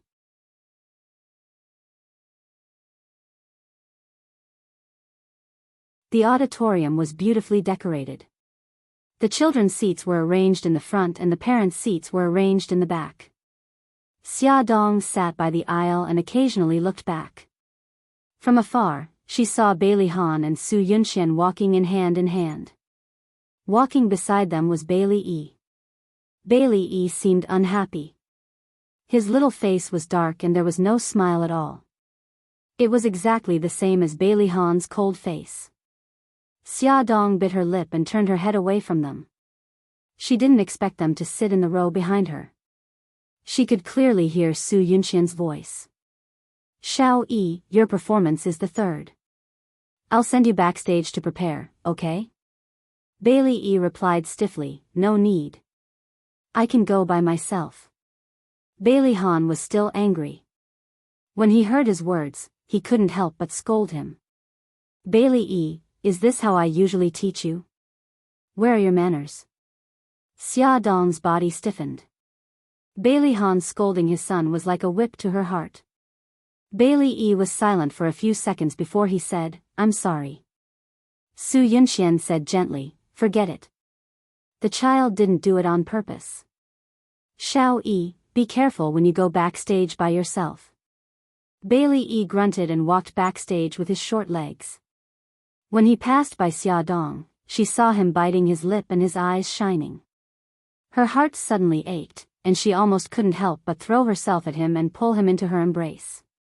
Brother Yi, Xiao Guai, who was sitting in the front row, saw Bailey Yi walking over and quickly waved her little hand. Brother Yi, Bailey Yi hadn't calmed down when he suddenly heard Xiao Guai calling him. He clenched his little fists and pretended not to see her. He walked straight past her and headed backstage. Sob. "Brother Yi is ignoring me. I'm so sad."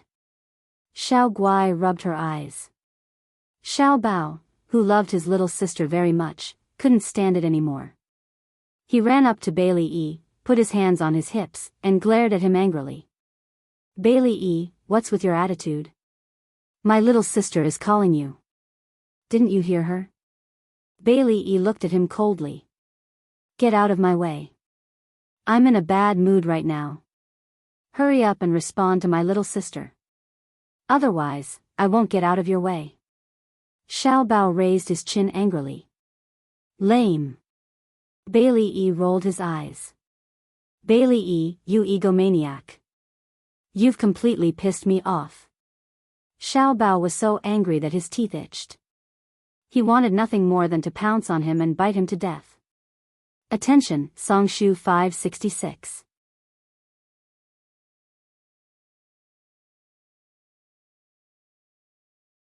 Chapter 111. Brother E, stop fighting.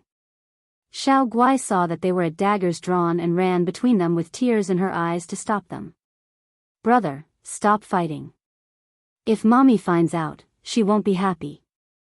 Xiao Bao stood on his tiptoes to look at the back row and saw that his mother was also looking in their direction. He glared fiercely at Bailey E. You're lucky.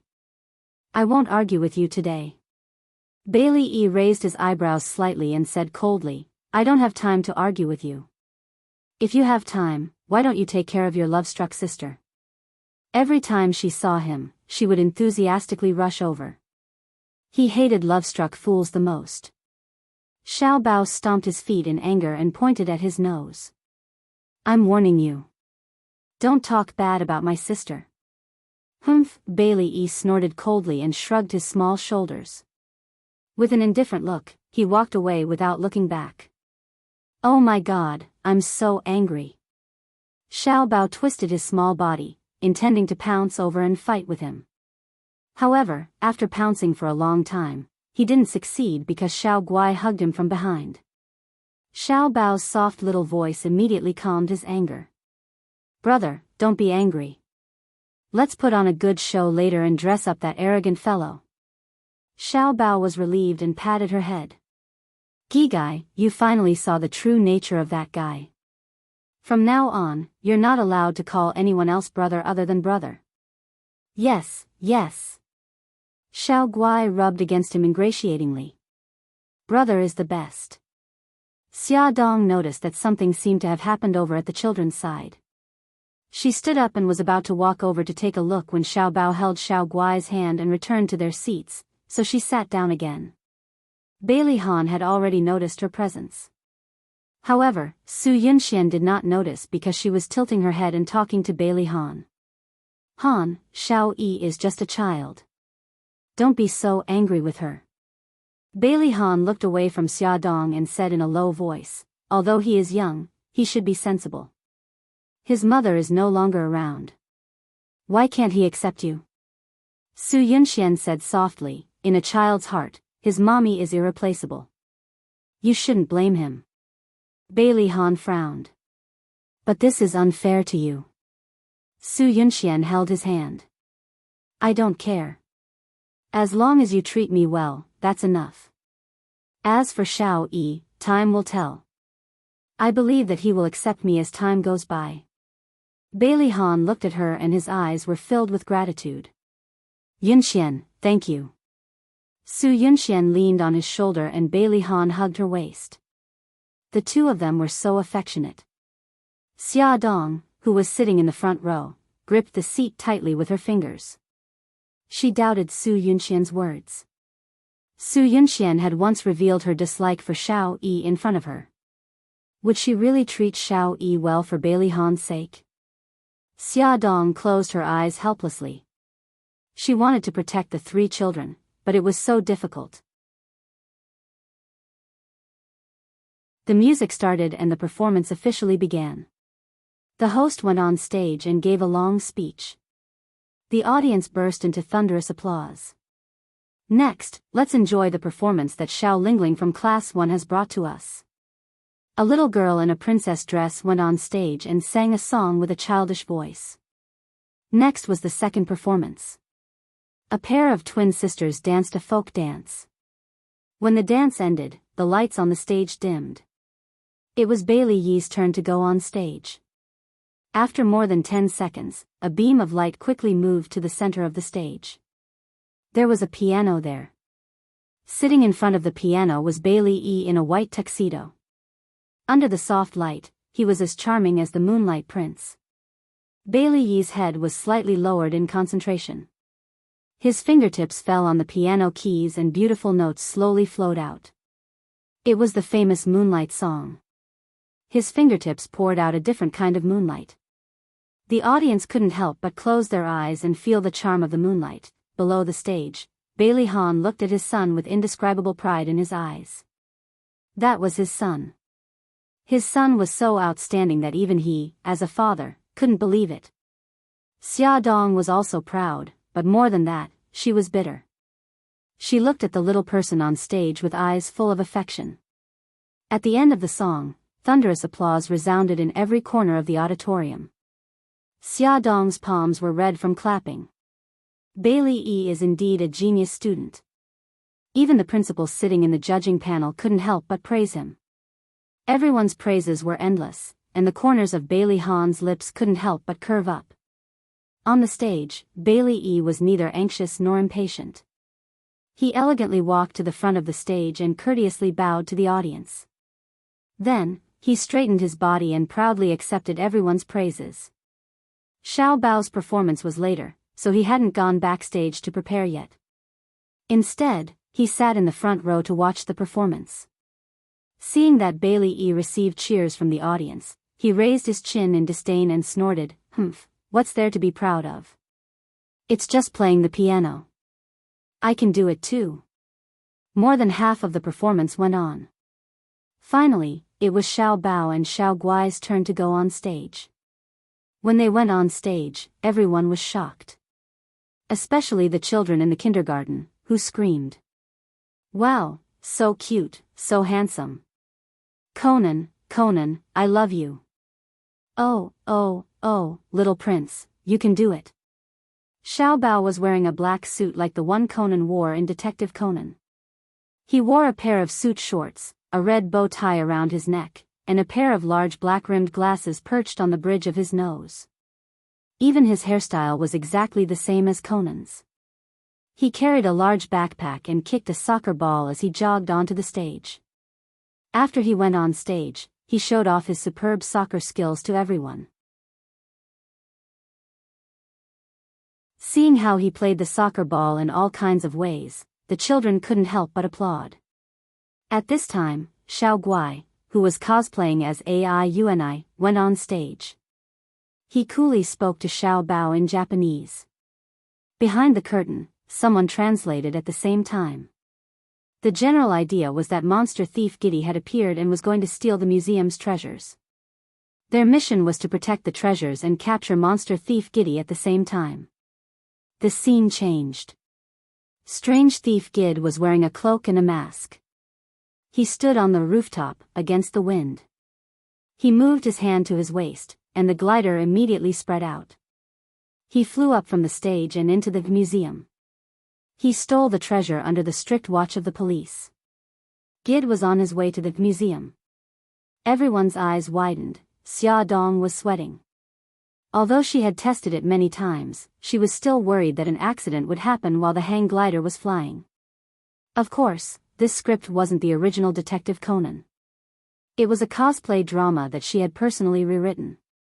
Both Detective Conan and Giddy on stage were cosplayed by Xiao Bao. His calm and rational expression was just like Detective Conan. When he was cosplaying Giddy, he exuded a mysterious aura that made the little girls scream uncontrollably. Before the show ended, Detective Conan held Ai Uni's hand and sang the theme song of the anime in Japanese. The children's screams reached a peak. After the show ended, Xiao Bao and Xiao Guai's show had the highest number of votes and won first place. Bailey Yi won second place with a difference of 1 vote. Bailey Yi was in a terrible mood. Xiao Bao and Xiao Guai happily held the first place trophy and went to Xia Dong's seat to look for her. Xia Dong stood up and hugged them. Su Yunxian's beautiful eyes suddenly widened, and her whole body froze. Xia Dong. It was actually Xia Dong. Wasn't she sold to another province by an assassin? Why was she here? Su Yunxian was so angry that she was about to go crazy. Bailey Yi's face was cold as he hugged the trophy for second place and came back. Su Yunxian suppressed her anger and tried to smile. Xiao Yi, your performance just now was great. Bailey Yi bit his lip and looked at the row of excited Xiao Bao and Xiao Guai in front of him. He was so depressed that he was about to cry. He didn't care about first place, but he was angry that Xia Xiao Bao had beaten him. Bailey Han seemed to know what he was thinking and patted his head. Victory and defeat are common in war. You lost this time, but learn from your experience and strive for victory next time. Okay. Bailey Yi nodded heavily. Han, the performance is over. Let's go home. Su Yunxian felt uncomfortable every time she saw Xia Dong. She wanted to leave this place as soon as possible. They were about to leave the auditorium when they suddenly heard Xiao Guai's anxious voice. Mommy, what's wrong? Bailey Han suddenly turned around and saw Xia Dong holding Xiao Guai's hand with one hand and holding the back of the chair with the other. Her face was pale and her body was trembling slightly. He knew that something was wrong. Her drug addiction was acting up. Damn it, why did it act up 2 hours in advance? Xia Dong had calculated that the time would be just right after she sent the children home and rushed to Mika Kito's villa. However, she didn't expect the drug addiction to act up so early. When the children came back from receiving the award, she already felt that something was wrong. She resisted the urge to take them away, but she didn't expect Xiao Guai to discover that something was wrong. She quickly covered Xiao Guai's mouth and said in a low voice, Mommy is fine. Mommy is just a little tired. Babies, let's go out quickly. Your Uncle Shin should be waiting at the school gate. Xiao Bao looked at her worriedly and held Xiao Guai's hand. Mom, I'll hold Xiao Guai's hand and leave. Be careful. Xia Dong nodded. She endured the discomfort all over her body and led the children out. It was so uncomfortable that sweat broke out on her forehead and her legs were trembling. She tried to walk out in a normal posture, but her body was still out of control. When she reached the door, she staggered and almost fell. Fortunately, a pair of arms supported her firmly. Thank you. She gritted her teeth and looked up. She was stunned. Bailey Han's expression was very ugly. His hands were stiff as he supported her. Han. Su Yunxian watched as Bailey Han rushed forward and supported Xia Dong just as she was about to fall. Bailey Han only glanced at Su Yunxian hesitantly before turning his attention to Xia Dong. Why isn't Mika Kito with you? Damn it. How could Mika Kito let her go out alone? Didn't he know that she could be in danger at any time? No, it has nothing to do with him. The little addict in Xia Dong's body woke up and scratched at her heart and lungs. It was so uncomfortable that it was difficult for her to even breathe, but she still insisted on pushing him away. She staggered away. Xiao Bao and Xiao Guai watched in horror and reached out their little arms to support her legs. Bailey Han couldn't stand it anymore. He rushed forward and carried Xia Dong. Su Yunxian was shocked and took 2 steps back in disbelief. Bailey Han looked at Su Yunxian and said apologetically, Yunxian, I'll take her back.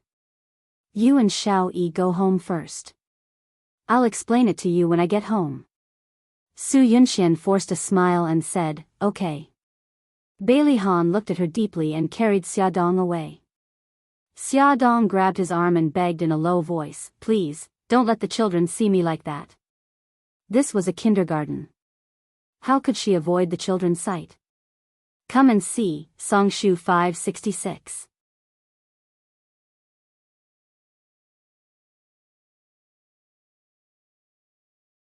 Chapter 112. Bailey Han furrowed his brows as an idea popped into his mind. However, he would have to trouble Yunxian again. He looked at Su Yunxian awkwardly and said, Yunxian, please take care of Xiao Bao and Xiao Guai. I'll come here to pick you up in an hour. Trust me. He emphasized the last 3 words with a lot of force. Su Yunxian's heart was already riddled with holes, but she still had a faint smile on her face. Okay, I'll wait here for you to come back. Xia Dong dug her nails into her palms and endured the pain as she said to the children, Bao Bao, Gigai, wait here for Mommy. Mommy will be back soon, Xiao Guai pouted unhappily. Xiao Bao held her hand, put his finger to his lips, and shushed her. Then he said, "Mom, come back quickly." After giving instructions, Bailey Han didn't stay any longer. He carried Xia Dong and rushed to the parking lot. When he left in the Rolls-Royce, Mika Keto was driving towards the school gate and happened to pass by the Rolls-Royce. Xiao Bao looked at Su Yunxian, whose face was ashen, and then looked at Bailey Yi, whose little face was cold and silent. Finally, he pulled Xiao Guai to sit on the bench by the flower bed. Xiao Guai shook his arm and said softly, "Brother, Mommy looks unwell. Will she be okay?" Xiao Bao patted her head. "Gigai, don't worry. Mommy will be fine." He lowered his eyes, his long eyelashes hiding the worry in his eyes. Ever since his mother came back, she had been acting strangely. What was she hiding from them? Su Yunxian took a deep breath and tried to calm down. "Xiao Yi, are you tired? Do you want to sit down and rest for a while?"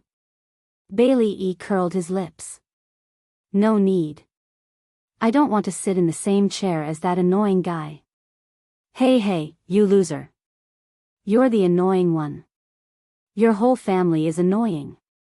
Xiao Bao stood up abruptly with her arms akimbo and her eyes wide open. "That's right, the whole family is annoying." "Humph." Bailey Yi looked at him like he was an idiot. "Did I say you were the annoying guy? Don't take it personally, okay?" Xiao Bao was so angry that his face and neck were red. His little body rushed in front of him, and he pushed his chest fiercely.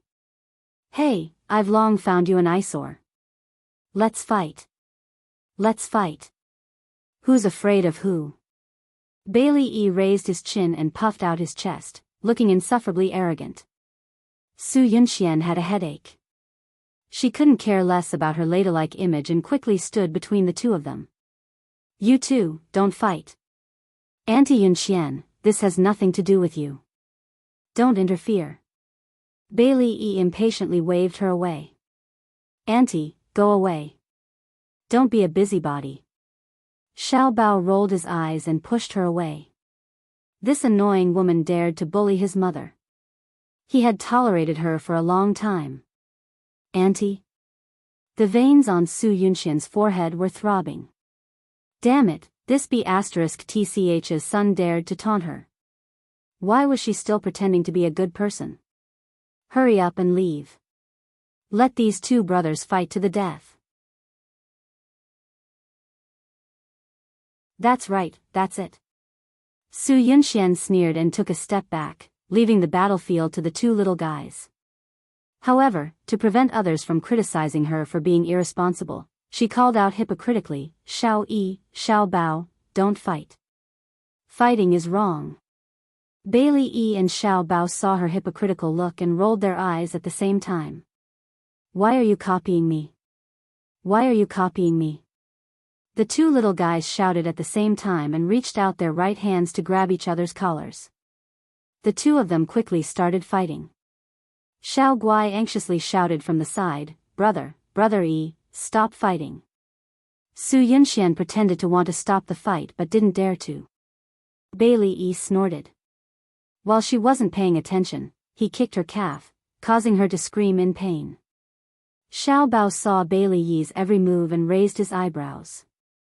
He didn't expect this guy to hate that bad woman Su Yunxian as much as he did. Xiao Bao didn't want to be left behind.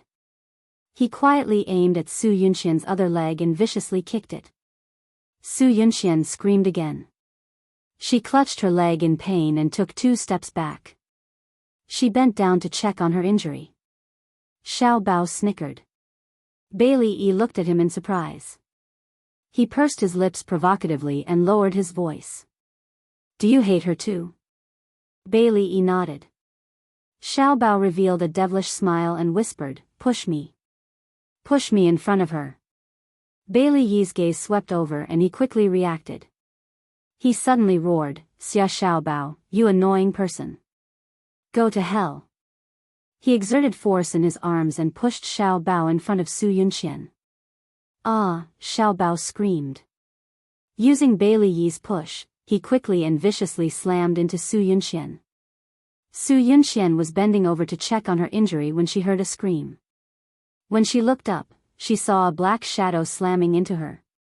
Before she could dodge, she was slammed to the ground by the black shadow. Crack!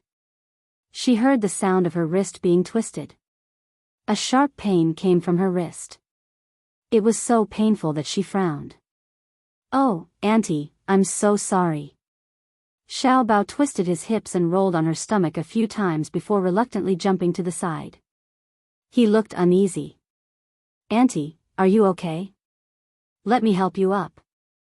"Go away." Su Yunxian pushed him away in disgust. Although most of the people in the kindergarten had left, such a big commotion still alarmed a few passers-by. A teacher hurried over.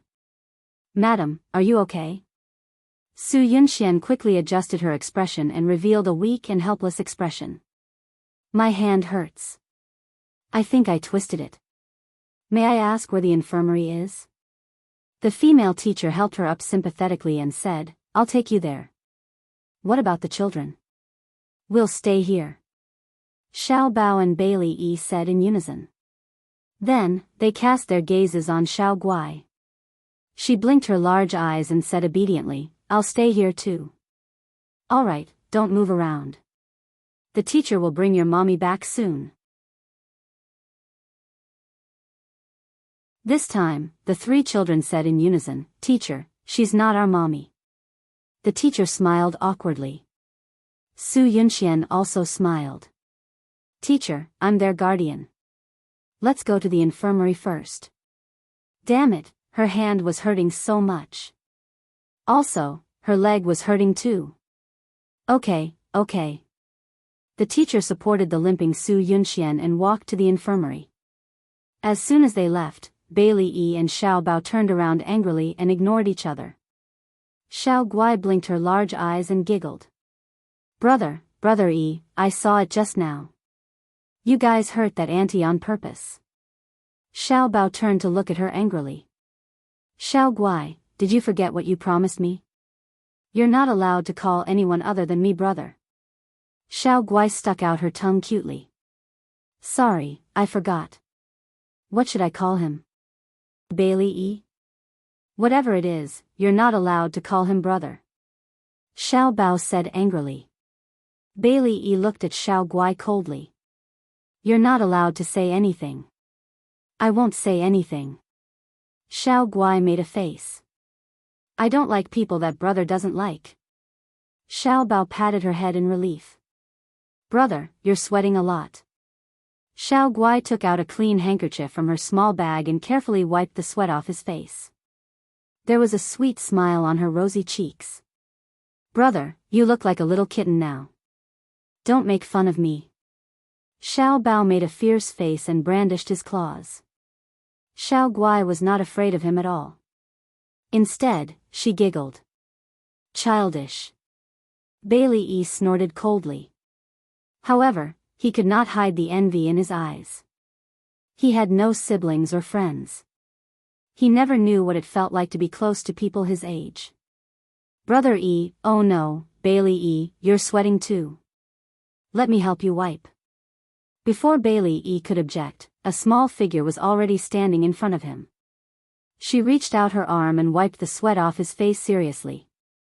"Xiao Guai, you're not allowed to wipe his face."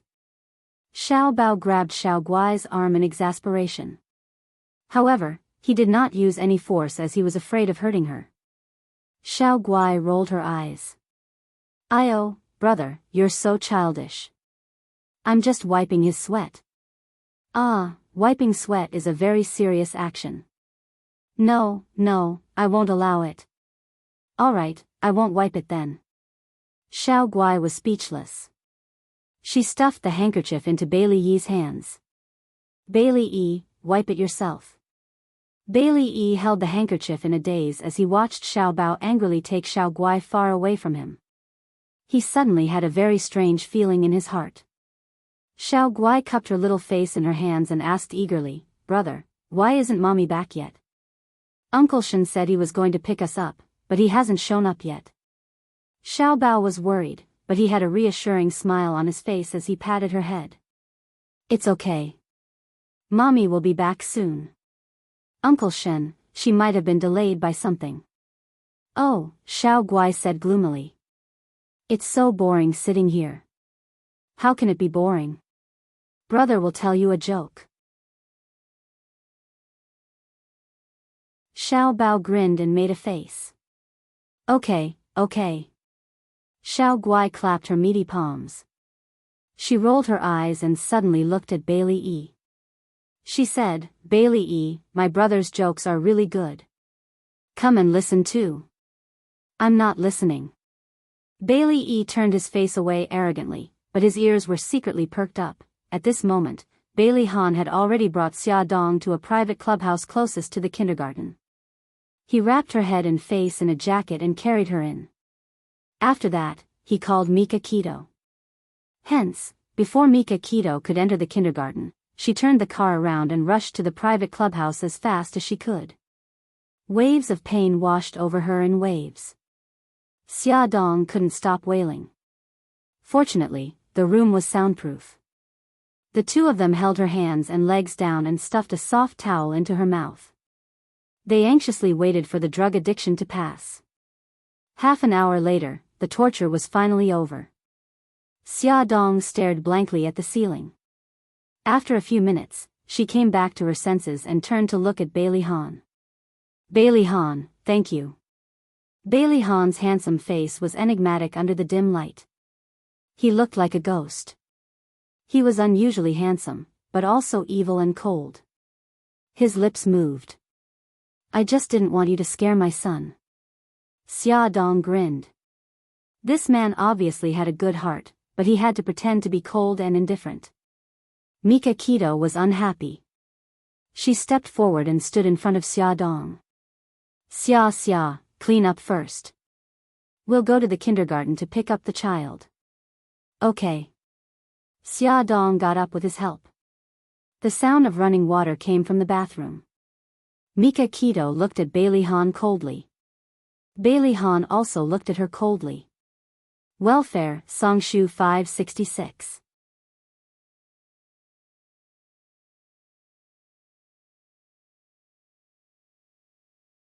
Chapter 113.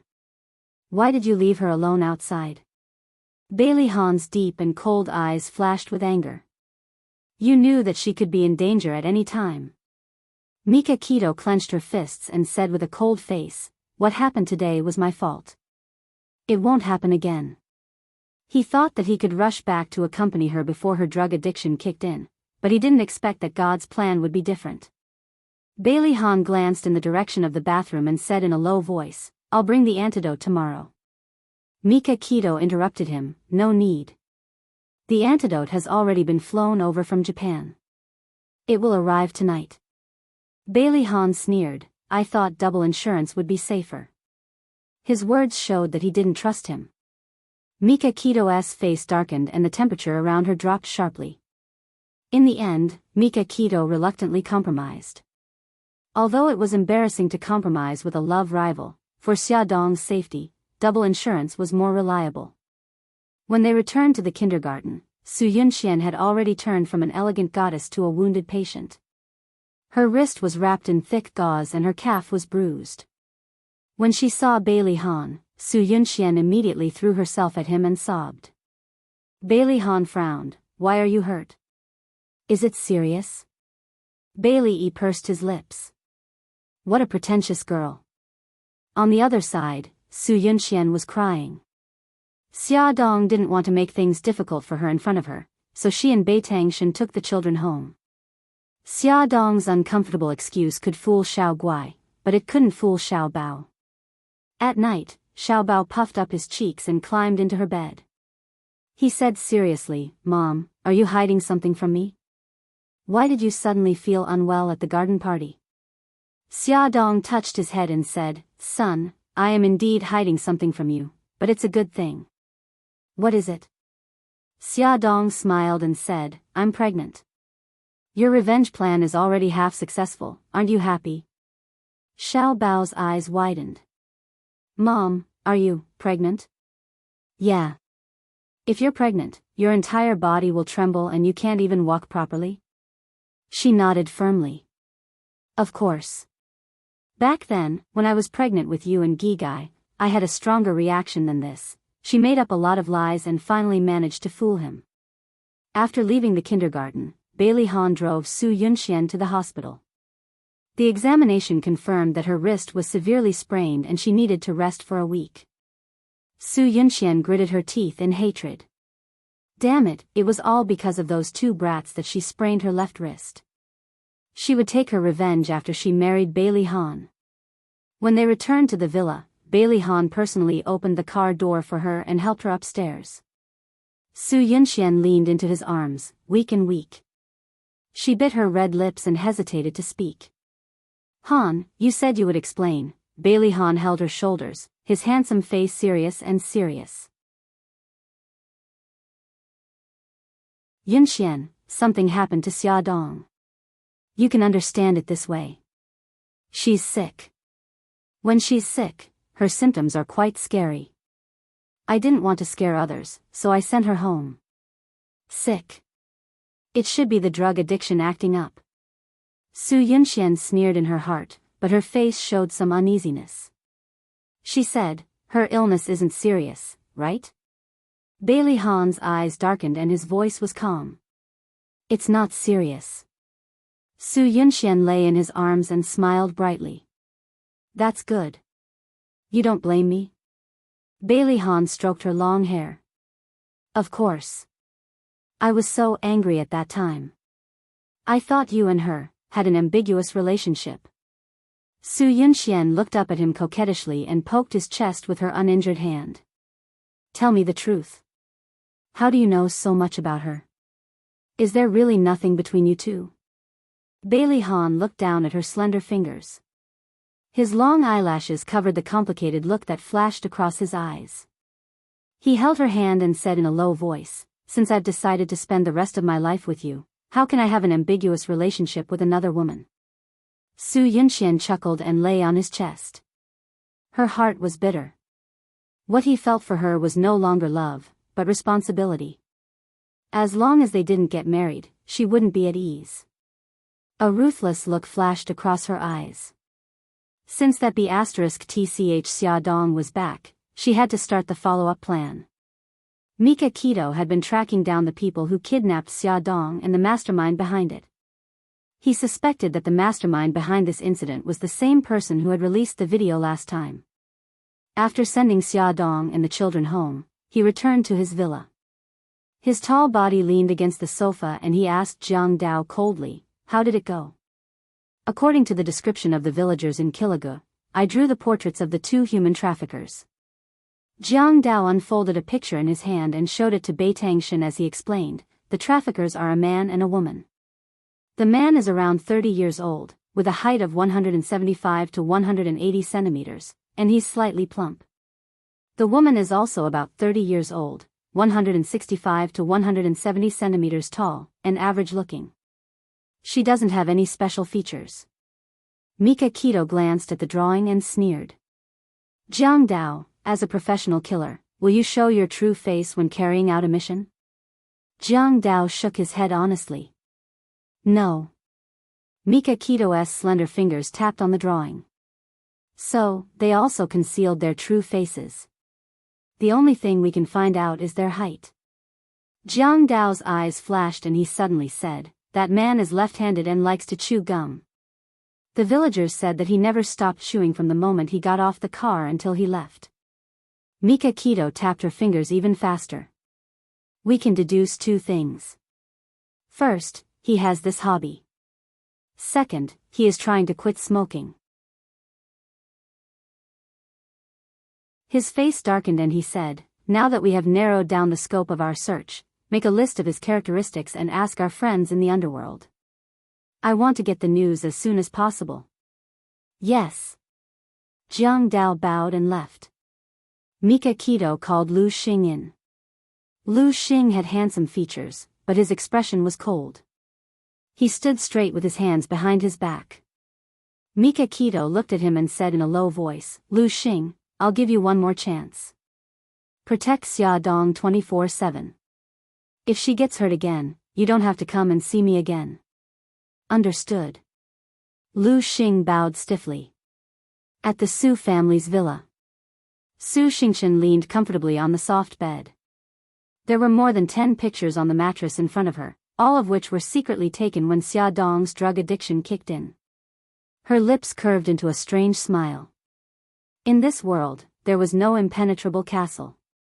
She only spent a sum of money to kidnap the son of Xia Dong's nanny and made the nanny Gigai work for her. She raised her eyebrows. If she wanted to use Xia Dong to control Su Yunxian, she had to let Brother Han know that Su Yunxian was behind the kidnapping of Xia Dong. When Brother Han saw through Su Yunxian's true colors, would he still love her?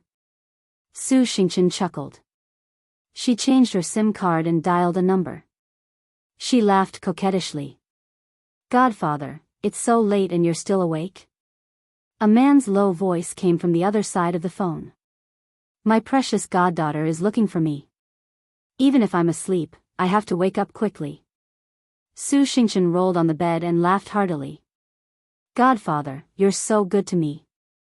I like you the most. She kissed the man on the phone screen twice. Godfather, are the 2 killers you arranged for Su Yunxian reliable? The man was in his 40s and had a handsome face. He looked calm and capable, and there was an unfathomable shrewdness in his deep eyes. He laughed softly. Of course they're reliable. Why? Are you going to reel in the net? Su Xingchen pouted. Of course. Otherwise, the man I love will be snatched away by her. The man shook his head and looked at her affectionately. What's so good about Bailey Han that you treat him like this? Why don't Godfather introduce you to a few outstanding men? She stuck out her tongue. I don't want them. I like him. Okay. As long as you like him. Godfather will definitely help you get him. I like Godfather the most. Godfather, I think Mika Keto will find some clues soon. Don't forget to give him some hints. The man smiled gently. Okay, Godfather knows what to do. She acted coquettishly for a while more before hanging up the phone. She rolled around on the bed happily. Having learned her lesson from the day before, Xia Dong did not dare to delay after work. She got into the car that Mika Keto had sent to pick her up and went to Mika Keto's villa. She left the task of picking up the children to Jiang Dao. At the same time, Bailey Han was holding a department meeting. When it was close to 6:00, he looked up from time to time to check the time. The marketing director was writing a long report on the market development. Bailey Han knocked on the table and interrupted him. That's all for today's meeting. Redo your report. I want concise and comprehensive data, not long and flowery words. When Bailey Han rushed to Mika Keto's villa with the antidote, Xia Dong's drug addiction had already kicked in. She had already taken the antidote from Japan, but it could not completely remove the toxins in her body. It could only temporarily suppress the effects of the drug. Although she still felt terrible, she was much better than before. She could even joke around. With a pale face, she said, Brother Shen, it looks like I'll have to be your slave in my next life to repay you for saving my life. Mika Keto ruffled her hair and said in a hoarse voice, You don't have to be my slave. As long as you repay me with your body, I'll be grateful. Xia Dong laughed. Brother Shen, your Chinese is better than mine. You're fluent in idioms. Mika Keto hugged her and whispered, Don't say anything if you're feeling terrible. My heart aches when I see you like this. Bailey Han stood at the door. He suddenly felt that he was unnecessary. He put the antidote on the shelf at the entrance and turned to leave without saying goodbye. Xia Dong looked over Mika Keto's shoulder and saw Bailey Han's back. Under the setting sun, she felt inexplicably lonely. When Mika Keto heard the footsteps, he naturally knew that Bailey Han had come. When he heard the footsteps leave, he ruffled Xia Dong's hair and said softly, You did it on purpose. I just don't want to owe him anything. I already owe him too much. Xia Dong didn't look too good. She leaned into his arms tiredly. Mika Kito's gaze was deep and sharp. In my opinion, he's the one who let you down. Xia Dong smiled bitterly. Brother Shen, what happened back then wasn't what you think. He didn't let me down. He just wanted me to fulfill my promise. It was my promise that if I gave birth to a son, would hand him over to Bailey's family to raise. Every time they talked about this issue, she would say the same thing. When he asked her for the reason, she wouldn't say anything. A hint of bitterness flashed across Mika Kito's eyes, but he still had a gentle smile on his face. Forget it. Let's not talk about those unhappy things. Yesterday, Xiao Bao won the first prize of the garden party. I promised to take him and Xiao Guai to Rome to visit Godfather during the summer vacation. Xia Dong was worried. Can Xiao Guai's body take it? Attention, Song Shu 566.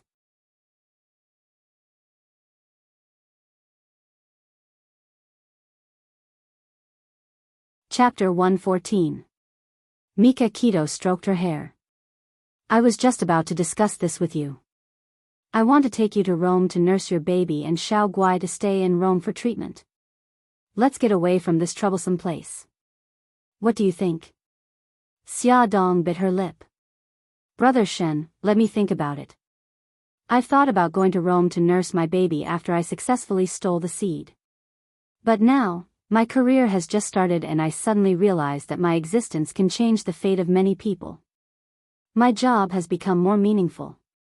Frankly speaking, I don't want to leave.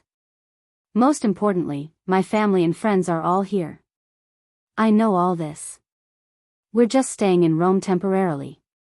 We'll come back after you give birth and Xiao Guai recovers. Xia Dong hesitated. Brother Shen, I want to think about it again. Okay, think about it carefully. No matter what decision you make, I'll support you. Brother Shen, thank you. Silly, I've said before that I don't want to hear those words. Xia Dong's eyes were full of smiles. I'll remember it. You're welcome. Mika Kito looked down at her smile. His eyes were full of smiles and, doting. Mika Kito's investigation soon came to a conclusion. Jiang Dao entered the office with 2 photos. Boss, we've found out the identities of the killers. The man's nickname is White Tiger, and he's good at disguising and escaping. The woman's nickname is Suzaku, and she's ranked 3rd on the list of killers in a city. Suzaku and White Tiger have been partners for many years. One is responsible for killing and the other is responsible for escaping. They've never failed. Mika Kito picked up the 2 photos on the table. White Tiger's face was covered by a beard. His shrewdness could only be seen through his cold and cunning eyes. As for Suzaku, she really didn't look like a killer. She was beautiful, charming, and eye-catching. But, like Poppy, the more charming she was, the more dangerous she was. Mika Kito's lips curved into a cold smile. His voice was bone-chilling. I want all their information, including their 3 generations of ancestors. I'll give you 2 days to find them. This time, I'll find out who's behind this. Mika Kito's people were busy searching for White Tiger and Suzaku's whereabouts. Su Yunxian did not stay idle either.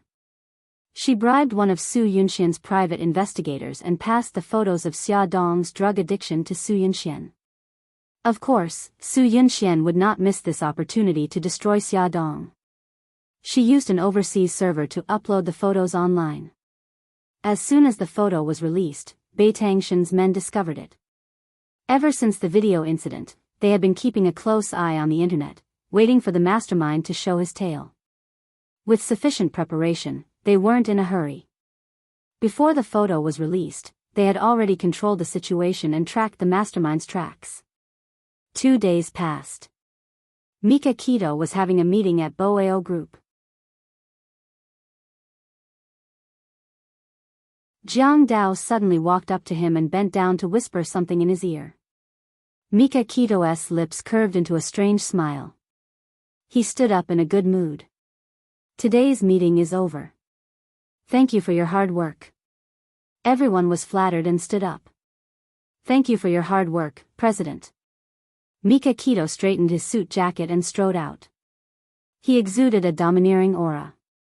As he walked past, the employees made way for him and bowed their heads respectfully. Jiang Dao followed closely behind. After leaving the building, Jiang Dao jogged to the car and opened the door for him. Mika Kito walked in and asked, "Where are they now?" "I just brought them back to the villa at Repulse Bay." Mika Kito patted Jiang Dao's shoulder and smiled eerily. "Jiang Dao, you did well." Jiang Dao's heart skipped a beat. Boss's devilish smile was on his face. Someone was going to be in trouble. Repulse Bay Villa was another villa owned by Mika Kito. As it was far from Xia Dong's house, he rarely stayed here. There were no large groups of servants in the villa. There was only a deaf and mute old man in charge of cleaning and feeding the dog. Mika Kito went straight to the basement. To be more precise, it was a prison cell. As soon as he entered the basement, the strong smell of blood mixed with the stench of decay hit him in the face. It was nauseating. Under the glaring light, two badly mutilated bodies were tied to the wall by iron chains. Their faces were stained with blood. Judging from their figures, the one on the left was a man, and the one on the right was a woman. Seeing Mika Kito enter, someone immediately pushed a chair over and placed it 5 meters away from the two men. Mika Kito sat down and crossed his arms. He looked at the two men with an expressionless face. "White Tiger, Suzaku, I'm sorry to interrupt your trip to Vanuatu. Let's talk about the case you recently took on." Jiang Dao walked over to them with Xia Dong's photo and showed it to them. Mika Kito said coldly, "You touched my woman. I want to know who your employer is."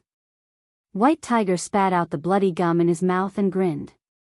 "You've got the wrong person. We don't even know her." Mika Kito's sharp gaze swept over. White Tiger, real name Li Hu, 32 years old, has committed 45 crimes. Murder, kidnapping, theft, and trafficking of women.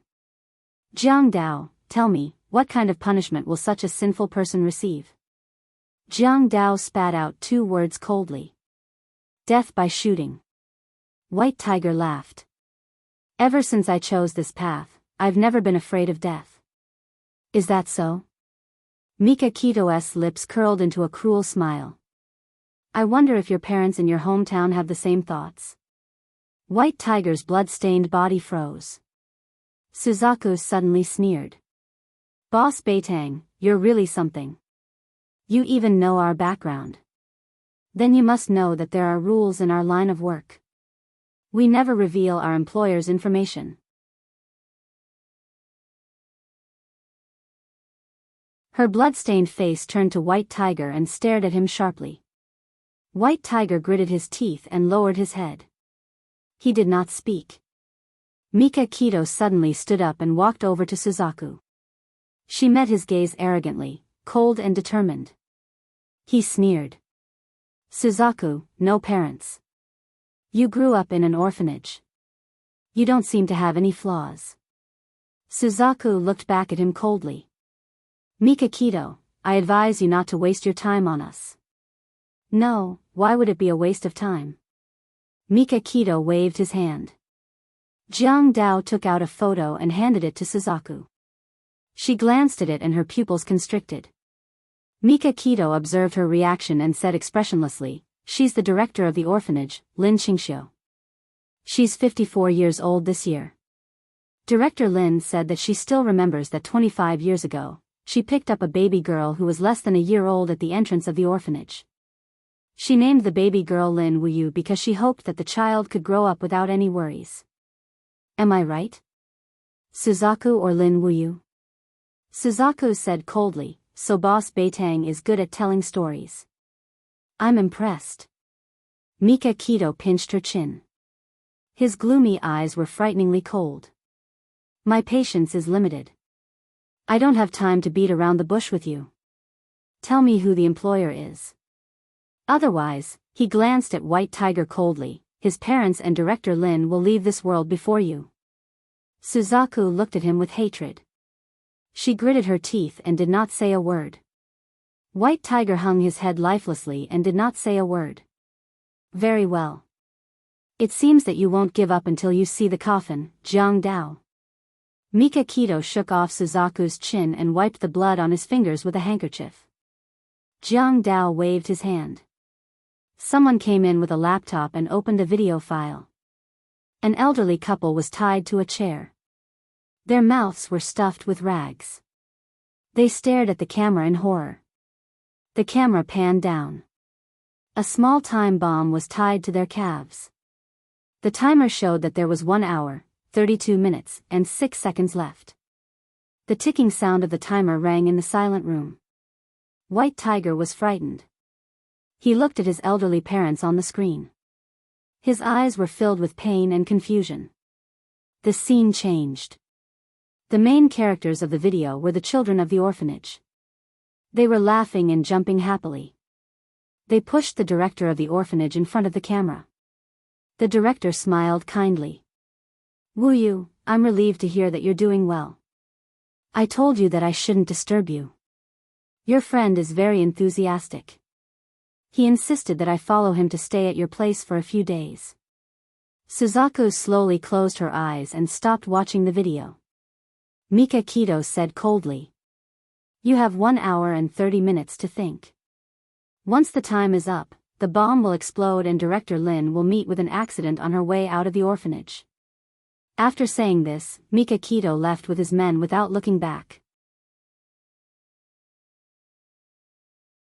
Only White Tiger and Suzaku were left in the spacious basement.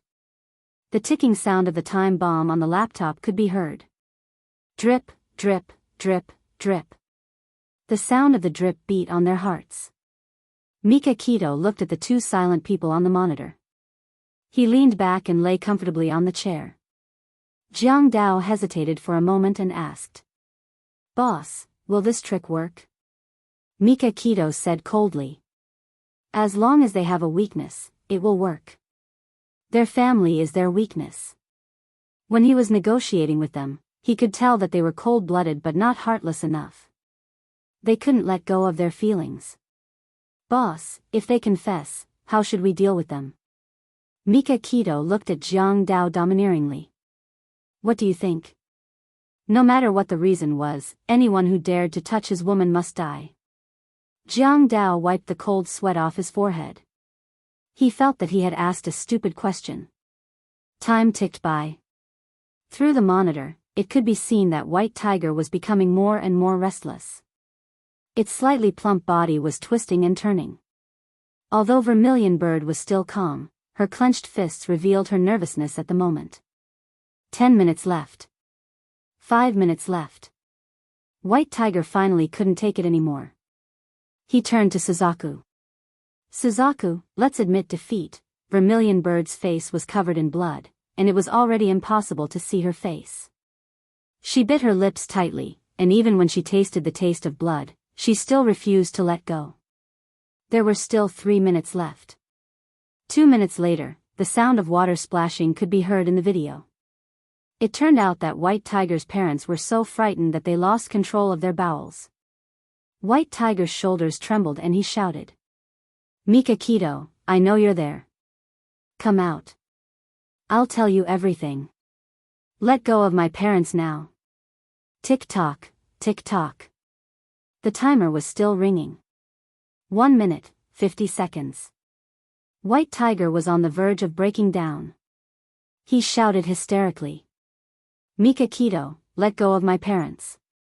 Let them go. I beg you. I'm begging you." 30 seconds, 20 seconds, 10 seconds, the screen suddenly changed. Principal Lin said goodbye to the children and walked out of the orphanage with her luggage. Not far away, an unlicensed car was speeding in her direction. "Come and see." Songshu 566.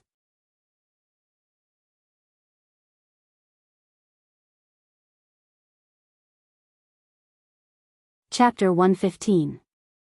Suzaku's eyes widened in horror as she screamed frantically, "I'll talk. I'll talk. Stop. Stop." 2 seconds, 1 second, Just as Director Lin was scared silly by the menacing car, the person beside her pushed her away from the roaring car like lightning. At the same time, the car suddenly turned the steering wheel, turned into a small alley, and quickly disappeared. The video cut to White Tiger's parents, and the timer stopped at 0.01 seconds. Although the bomb did not explode, his parents had already fainted from the shock. White Tiger and Suzaku were trembling in fear. Mika Kito's crisp footsteps were heard, and his tall figure appeared in front of them. He said expressionlessly, "You can tell me now. Who ordered you to do this?" White Tiger looked at the computer screen nervously. "Before we tell you, we have to ensure their safety." Mika Kito waved his hand, and Jiang Dao took out his phone and said a few words in Japanese. After a few seconds, a man wearing a mask appeared on the screen. He removed the bomb tied to White Tiger's parents' legs and stuffed something into their mouths. White Tiger looked up at Mika Kito. Mika Kito said indifferently, "Don't be nervous. That drug was only used to make them forget this unpleasant memory." Suzaku sneered. "Erasing their memories and cleaning up the scene without leaving any clues. Mika Kito, you're so smart." Bei Tangshan didn't care about her sarcastic tone at all. His gaze fell on her indifferently.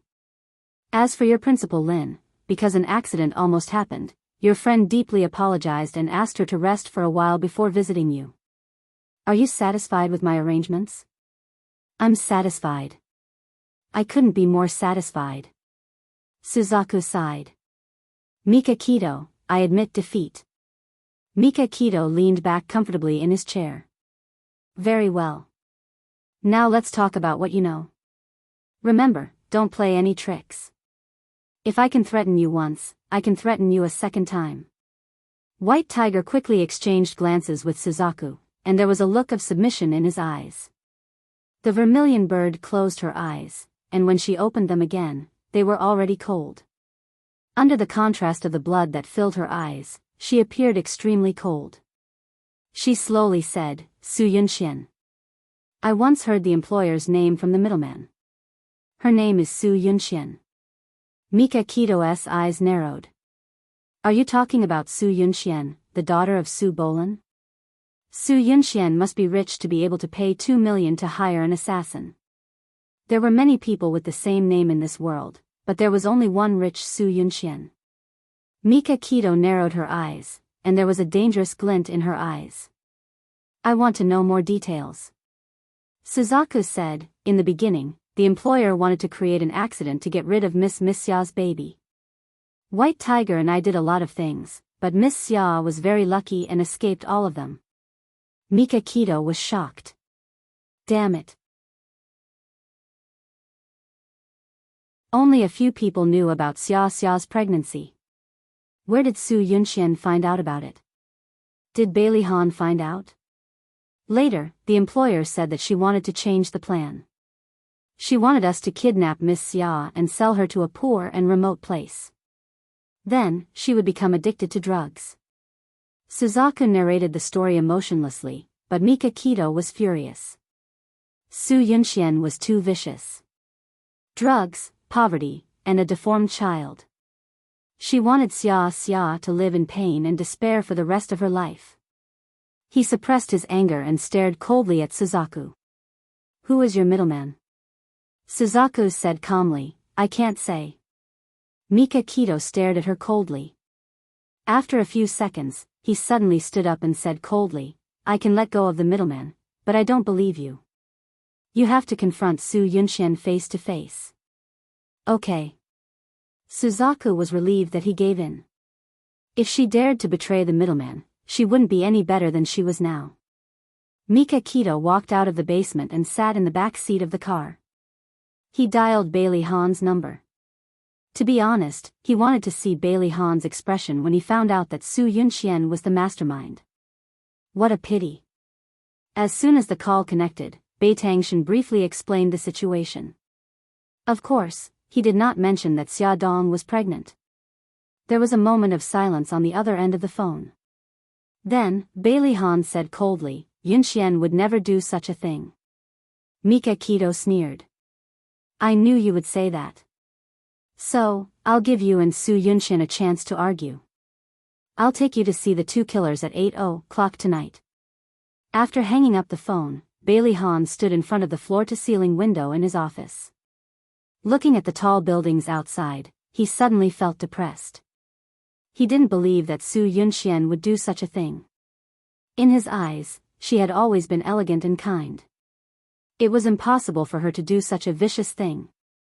Linda, inform all the departments that the afternoon meeting will be postponed to tomorrow. I'm going out. Bailey Han informed Linda through the internal phone. He straightened his coat and walked out quickly. Hello, Mr. Bailey. In the Su group, Su Yunshin's assistant was surprised and stood up to greet him. The director is in a meeting.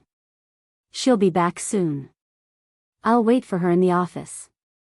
Bailey Han's face was cold, and his deep eyes were full of a terrifying aura. No one dared to look at him directly. Okay. The assistant quickly opened the office door. Please come in. What would you like to drink? Coffee or tea? Black coffee, no sugar. Okay, please wait a moment. Su Yunshin walked out of the meeting room. Her left wrist was still bandaged. The assistant hurried forward and whispered, Director, Mr. Bailey has been here for half an hour. He's waiting for you in your office.